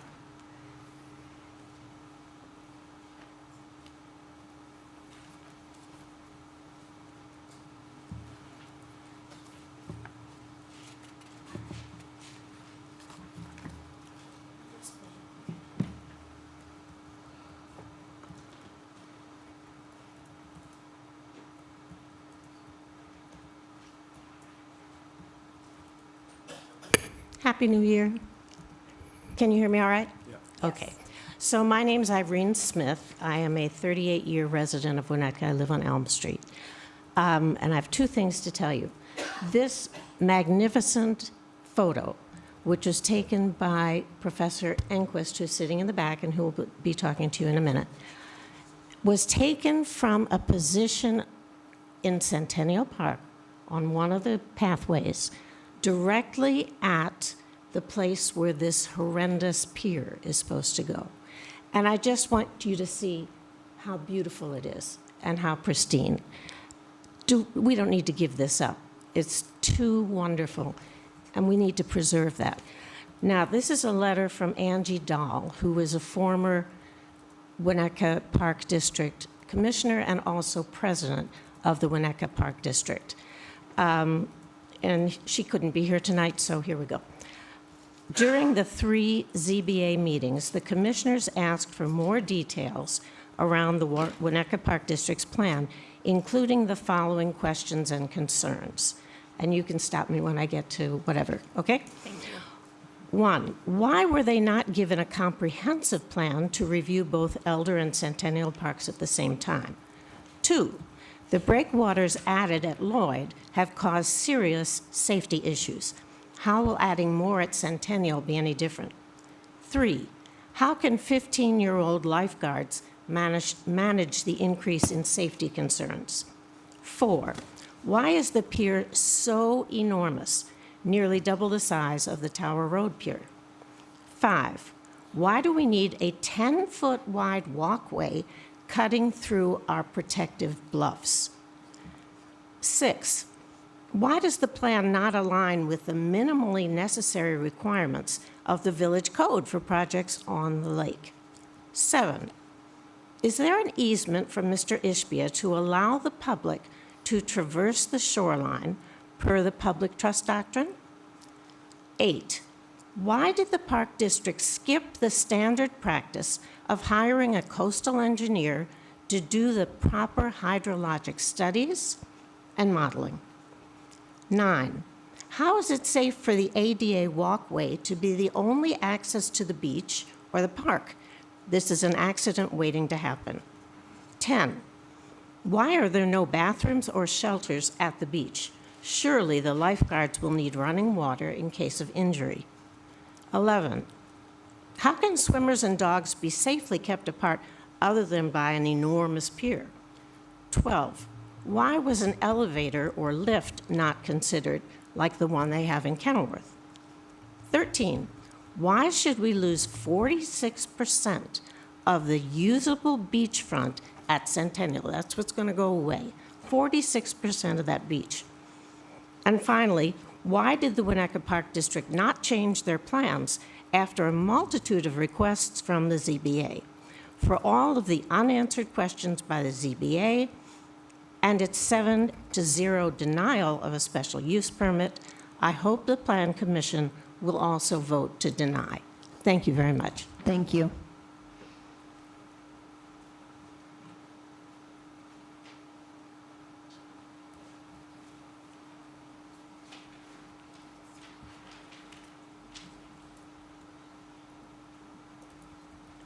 Hi, my name is Ann Wilder, and I'm going to be reading a condensed version of a letter sent to you by Mary Garrison, who couldn't be here tonight. She's a past Park District president and also served on the Plan Commission, and the full version of her letter is in your packet. To the Plan Commission, I respectfully request that the Plan Commission deny the Park District's proposal.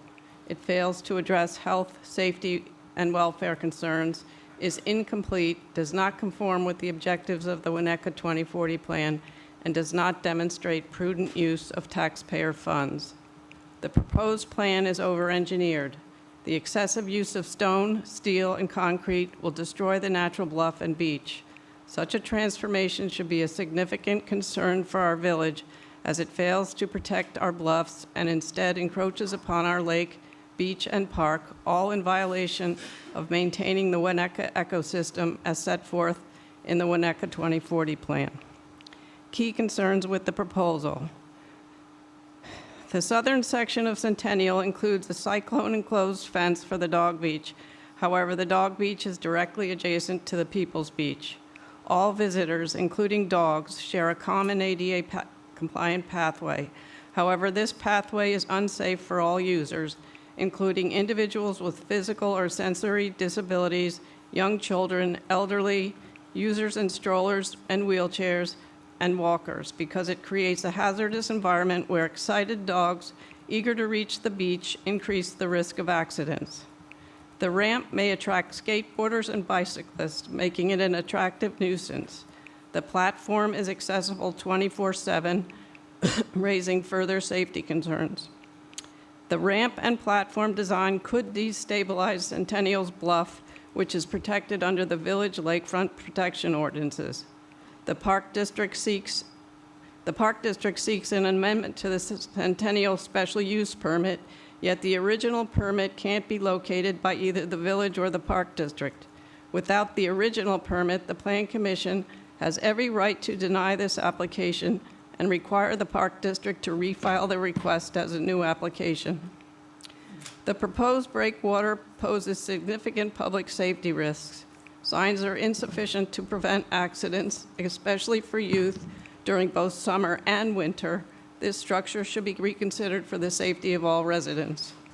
Plans for Elder Beach are not included. A piecemeal approach does not serve the public interest and makes it impossible to understand the full beach plan that includes Elder, Centennial, and the property located between the two parks. The surrounding neighborhood is negatively impacted due to increased traffic, parking issues, emergency calls, noise, trash, and late-night loitering. Winnetka's neighborhood parks are meant to be passive and family-friendly. This plan disrupts that balance. Please deny this proposal. Thank you for your consideration. Sincerely, Mary Garrison. Thank you.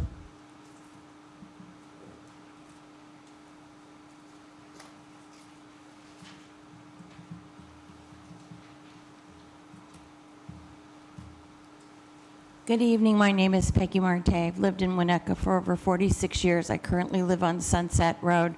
I'm here representing Chris Schriesheim, who cannot be here this evening, I'm sorry to say. Okay. The Winnetka Park District submissions fail to establish that the Centennial design is compatible with the Sheridan Road residential neighborhood. In fact, they indicate that the plans would egregiously violate the neighborhood's stately grace and quiet nature.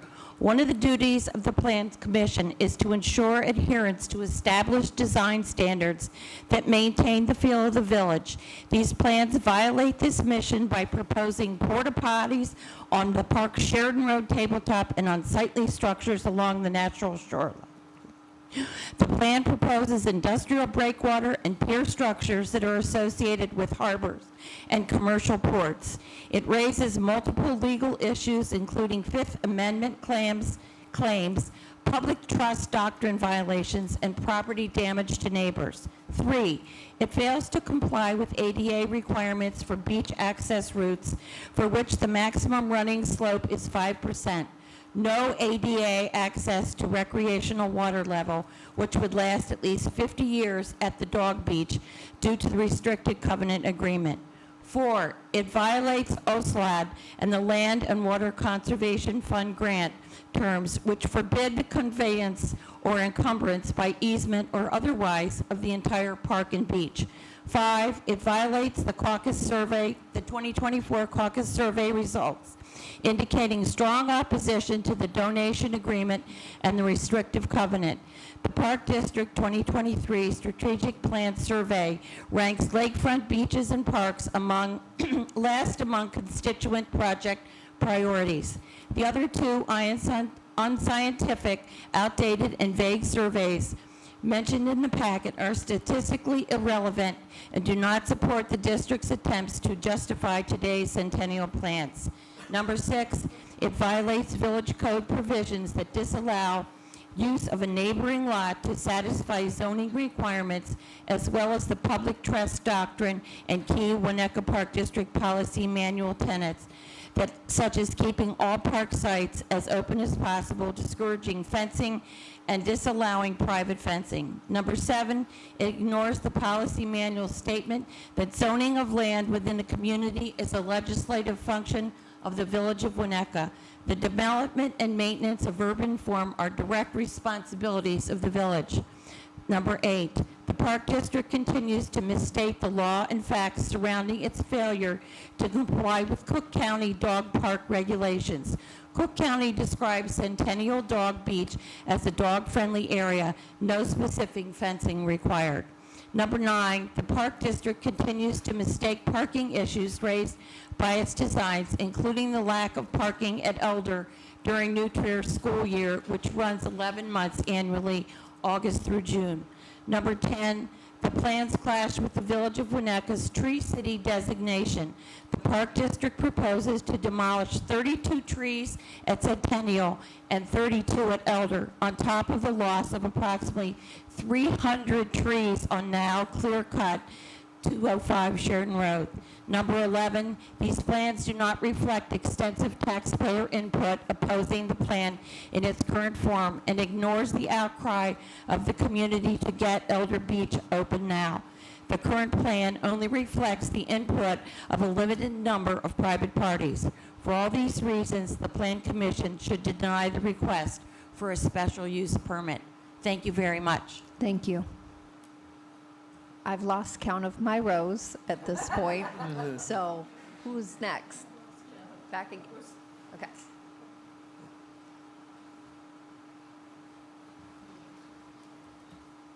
Good evening. Can you hear me? Can you put the A mic little up bit. Thank you. This good? Hi. My name's Martha Gillum. I've lived in Winnetka 17 years. I have two 18-year-olds. My husband and I grew up in Wilmette, and the lake was very important to us growing up. It's part of who we are as people, and we wanted to raise our kids in Winnetka, and we live close to Elder and Centennial Beach. We live on Orchard Lane. And my girls now at 18, the water and the beaches that Winnetka offers are part of who they are as human beings. And I'm standing up here, and I just want to ask you, 1 second, I have to pull it up. Should have brought a piece of paper instead. This is obviously a controversial plan. I'm coming a little late to the party here, but it involves Winnetka's most precious resources. Like I just described, they're part of all of us as citizens here. The decision to go ahead with this plan should go to public vote. As a resident, I see two major issues: the pier and two unclear perceived side dealings between parties that are not acting in the best interest of citizens and our natural resources. Our town is better than this. It must go to a vote, something so crucial to who we are as citizens here. I urge the committee to deny this special use permit. Thank you. Okay, I think we might be in the back row at this point. Yes.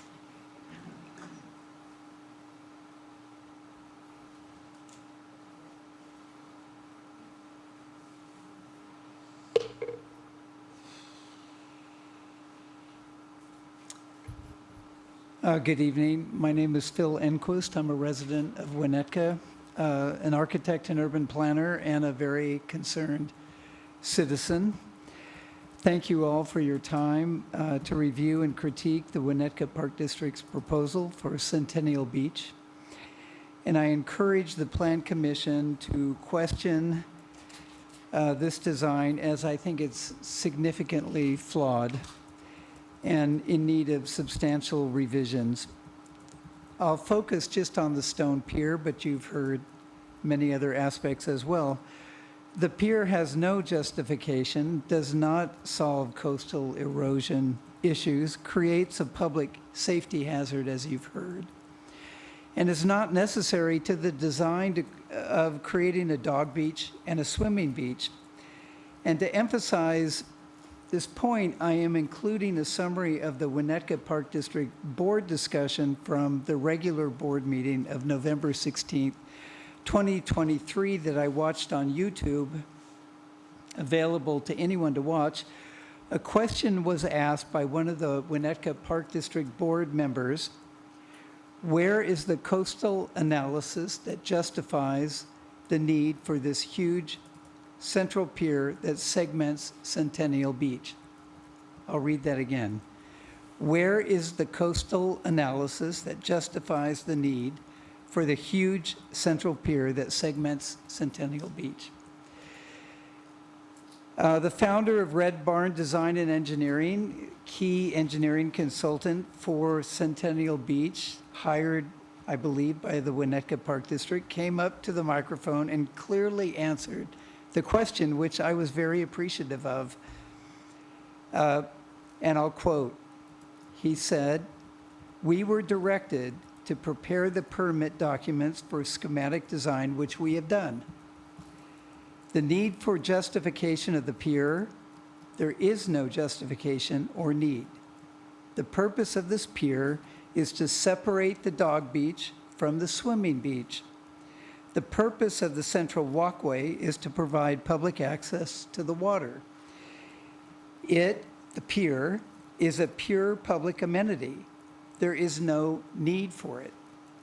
He went on to say, "It was in the schematic design plan, so we put it in the permit documents. To justify it with a coastal analysis, there is none. It is a barrier between two public facilities. That is all it is." This was the engineering consultant for the Winnetka Park District that said this. With that in mind, and I'm at my 3 minutes, I just want to encourage the Plan Commission to deny the Winnetka Park District's application for a special use permit. Thank you for your time. Thank you. Anyone else? No? All right. Seeing no one, we normally give the applicant a few minutes to respond to public comment at the end, if you have anything to do. What's that?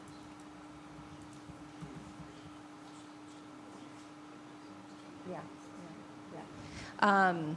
We'd like to roll- defer our response. Okay, great. So we're going to close out public comment now. Yes, for tonight. And we are going to go ahead and now move to questions from the Plan Commission for the applicant. As I mentioned, I know that we are now at about 10:30. So in terms of how in-depth we want to get with this right now, I'm wondering. I suppose if the Plan Commission members have big questions or significant questions, those would be good to get out so that the Park District has those and can respond to those before the next meeting. If there are more specific questions that we don't have time for, you can provide those to staff, and those will be provided to the district as well, so they have time to prepare when we don't have to do those tonight. Okay. So as we talk about significant questions, I think that there are a number of things that have been raised here. let me, you know what I'm going to do? A number of mine are, I think, a little bit more specific to some of the material that's been presented. So let me go ahead and I'm going to start with Liz and ask if you have any questions you would like to pose at this point. I do not have any big questions. Okay, great. Matt?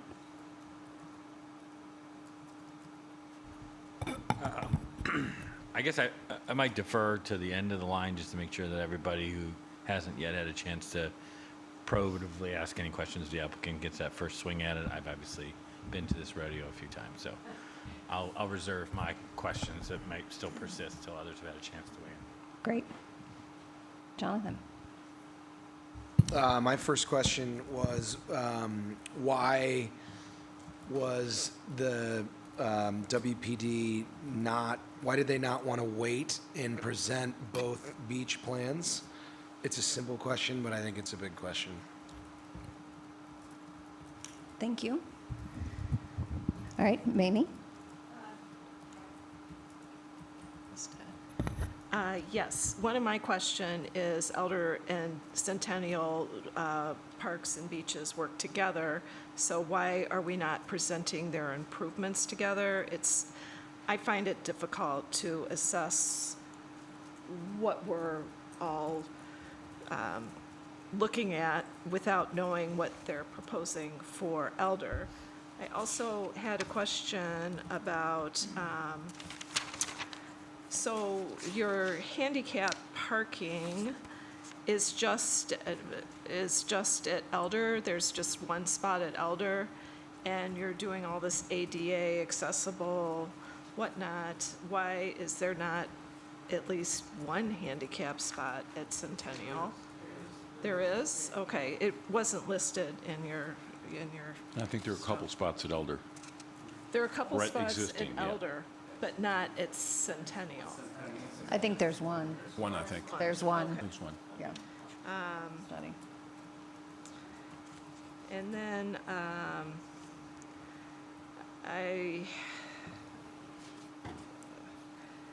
the dog beach placement, I'm having a little trouble with as well. So I just wanted to hear more. Okay. Great, thank you. Cyrus? Yeah, that's 7 or 8, so maybe I'll just put them in writing later, if that's okay. Oh, yep. It should be, if red is dead. You're good now. I've got about 7 or 8 questions, so I think I'll wait, or I can put them in writing, whichever the Okay, commission okay. prefers. We won't get those to you, okay. Because a lot of them tie into the public comments, they tie into why it was not, why did they go with a revetment versus, there are 7 Yeah. or 8 questions. ADA, safety, security questions as well. Fantastic, thank you. Trustee Apatow. Do you want to go, or do you want to? Sure, I'm happy to go. And then, So, then Matt and I, so I've been around this for multiple years, Quite a so I while, want to yes. defer to you guys first. I know, then Matt and I can chime in. you bet. Okay, so I also have a number of questions that I think many of them are going to be better probably submitted in writing because they're specific to some of the proposal. But as a larger overarching issue, I also would like to hear a little bit more about the separation of Elder and Centennial. The other larger issue I would like to hear more about is the decision process between the choice to place the dog beach where it is, how and when. I know we did some history tonight, and I appreciate that, but I would like to get some more detail on exactly how this determination came to be, because it feels as if a lot of the other pieces of this proposal are dependent on that choice. Other than that, I do have a number of other questions, as I said, that do have to do with the ramp, some issues with traffic, restrooms, things like that, but I will submit those to you in writing. You're up, Matt. Okay. I think it would be good for to be sure that everybody knows, obviously as the chair of the zoning board, having been through 3 of these sessions before, I'm a non-voting member on the Plan Commission as it relates to this specific decision on the special use permit. But I still think the questions are important and may help my fellow commissioners up here as they weigh our standards against the decision whether to recommend or against denial. The changes that have been presented in tonight's presentation that were not expressly shared at the zoning board on the progeny of the various designs that have been contemplated over the course of years on the projects. It struck for me a curious consideration as to what point the headland system was abandoned in favor of the break wall structure that we now have presented in front of us, particularly when testimony was provided by the applicant that all 5 of these beaches are sort of meant to be thought of as children and, you know, taken in the collective. When Lloyd Beach was held out specifically as a model exemplar of what is working from a system to both secure and address the issues related to sand spread and littoral drift. Why the decision to go away from a headland system, which was there in the drawings as was presented tonight, in favor of the breakwall system with the pier acting in that capacity? What drove that decision? I think it would be good for us to know that, because ultimately a lot of this is resting on the safety issues of the pier and whether or not a headland system, whether it's that more reflects what's been done in other communities like the Illinois Beach State Park, where it's more of the island structure out there versus having the sort of muscle arm connected to it like we see at Lloyd. I'd like to know why that decision was made. Secondly, we see this somewhat as a game of where do we catch, right? If the idea from the Waukegan Harbor is that this is just going to roll down to the southern end of the lake at all times, that it's our obligation to reach out and catch it, which is not precedent on our shore in any meaningful way, as far as how the other communities of the North Shore have decided to protect and preserve. I think the applicant said it's our obligation to take care of that. We already have testimony of certain of our residents to the south of 205 who have complained about what such a structure has done to the beach and the bluff by extension that's in their now custody and care to ameliorate. So I'd like to know from the applicant to what extent the surrounding neighbors who have private residences on Sheridan may be otherwise impaired or affected by our putting such a break wall into effect and capturing all of that sand, which now will not by natural origination flow south to the rest of our residents. Winnetka does not end at Centennial Beach. It continues further south, and we may be creating harm for those residents further south in perpetuity if we put this together in place. Thirdly, I'd like to know the costs as best they are estimated to dredge or remove the sand, because at some point that southernmost point of collection will be overrun and it will erode the beautiful designs that have been put forward here. When and how that sand is pulled and dredged and put back into appropriate places, I think that it would be good to know and understand what the cost and the potential exposure is for what would inevitably be, closure of a beach in order to get that done. And I think Lloyd would serve as a nice exemplar for us to know and understand what that might potentially look like. I would like to know to what extent private residents had any hand or guidance in the plan that's been created. We know it is what it is, but to the extent any private residents have weighed in on this plan design, I'd like to know what their qualifications were to provide that sort of input into the design here. And then lastly, I do think there's a bit of a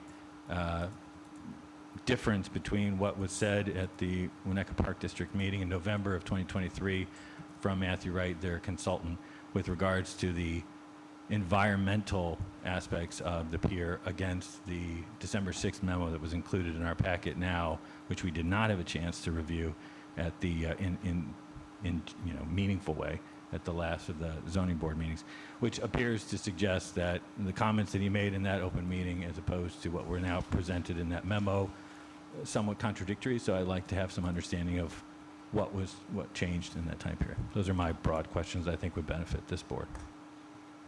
Thank you. Trustee Apatow. Okay, a few things. As a trustee, obviously, it has not come before the village in this format, so I've stepped back and kept arm's distance. But there are several questions, as long as we're talking, that I do have.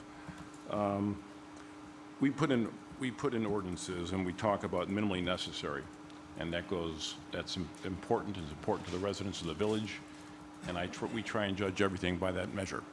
And I have real concerns about minimally necessary on this, and I just want to make sure that what we're doing in piers, let's start with the pier. I went out to Illinois State Beach Park. I've been out there. I've seen that technology and how they're pushing it forward. They've gotten grants for it, and not only I think is it safer, it's much more. The sight lines are unimpaired. And so I think it's a hell of a solution, and I want to know from the park, was that considered? I think we're talking new technology. There's a group called the, tell you one sec. A lot of notes up here. It's the Illinois State Beach. There's a new commission that's out there that has all the government and municipalities involved, and it is a situation that they are looking at all the new technologies. It's a collaborative between the government, between universities, between the IDNR, with real coastal engineers. There was discussion about somebody that we had as a civil engineer that spoke, that you referenced at that came from the village meeting. That was somebody he is not a licensed coastal engineer per se, and we have hired coastal engineers per se. So clearly, when you look at when somebody comes to build a house in Winnetka, we wouldn't let them come without an architect. They can't submit their own plans. It has to be a licensed architect. It's almost, if you take that analogy, the coastal engineer is our architect on the beach, and what is necessary is that, and I know Kenilworth started with a coastal engineer, Glencoe started with a coastal engineer, Lake Forest. I just want to make sure we're living up to those same standards, and so we know exactly what's real and what's important and what's necessary. The bluff protection is important. That's why we passed an ordinance. Obviously, ADA is very important to everyone on the Village Council. I have spoken to several people, one of them being a board member at the Shirley Ryan Ability Lab, which is one of the leading resources for rehabilitation and disability, and looked at the length of the ramp, 300 feet, the pitch of the ramp, and he's very skeptical about it from a standpoint of he's a quadriplegic and he's on sticks. He said, it would be very difficult for him to navigate, and especially if somebody is pushing a wheelchair by themselves, very difficult at the pitcher to navigate.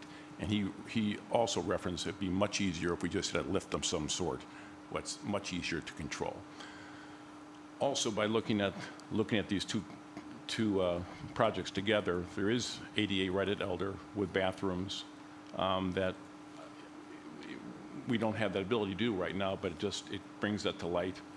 How do we, and that's almost talking to Peter, what do we consider, what don't we consider? And I think, while I think we have to focus on Centennial right now, it's still in the back of us, obviously, most of your minds of how that's going to work. The Dog Beach is another one, which is that the only spot? It seems like we're creating a lot of difficulty, so I asked the Park District, is really that the only spot for the Dog Beach by forcing us to create fencing and massive stone piers. So I just want to make sure that that's necessary where it is, and if there's other accommodations that can be made that would put the people closer to the clean water and the dogs closer to piers or outfall or whatever it's going to be. Those are the main things. I'll stop there, but those are the main things, and you guys, I think, have raised some good questions as well. Yeah, so I think that we obviously have a theme in terms of some of the larger issues that we have questions about. And as we said, there will be more specific questions coming, but I think getting a sense, as everyone has said, about the dog beach, how that came to be, why that's there, sort of what else has been other locations that's been looked at, some issues with the pier, ADA.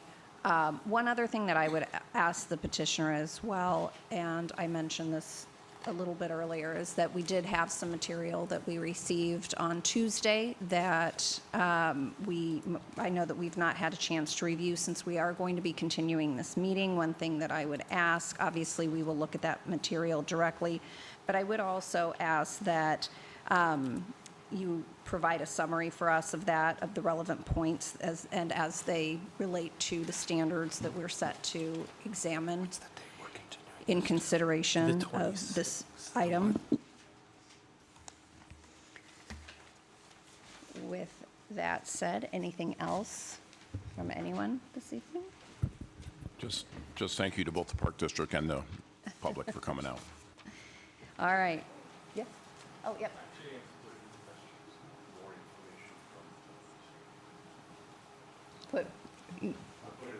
Oh, okay. Got it. Okay. All right. So, David, I have a question about continuing this item. We know that we have something already on the agenda for February. Yes, you currently have scheduled Grace Presbyterian Church. We haven't got confirmation yet from them that they will be ready for that date. Okay. But that is scheduled for that evening. Okay. All right. So with respect to where we're at this evening, I would be looking to get a motion to continue this meeting to a date certain, which it sounds like it would be the date of our regular February meeting, of the February 26th. Yeah, so we should first ask if we will have a quorum, who can attend that meeting to make sure we'll even have a quorum. I will be here.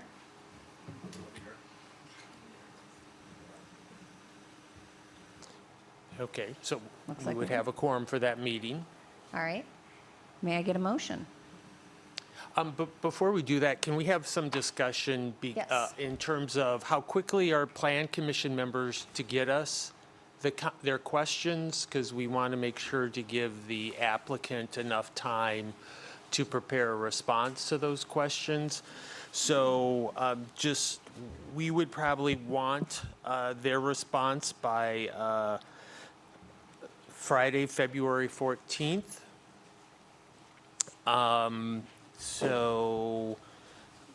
Do people think they could have their comments to us, or questions, I should say, by the end of this week? I have mine now, but I certainly can. Okay, Does so- that date present a problem for anyone? So then we would get them to you either the end of the day Friday or first thing Monday? Okay.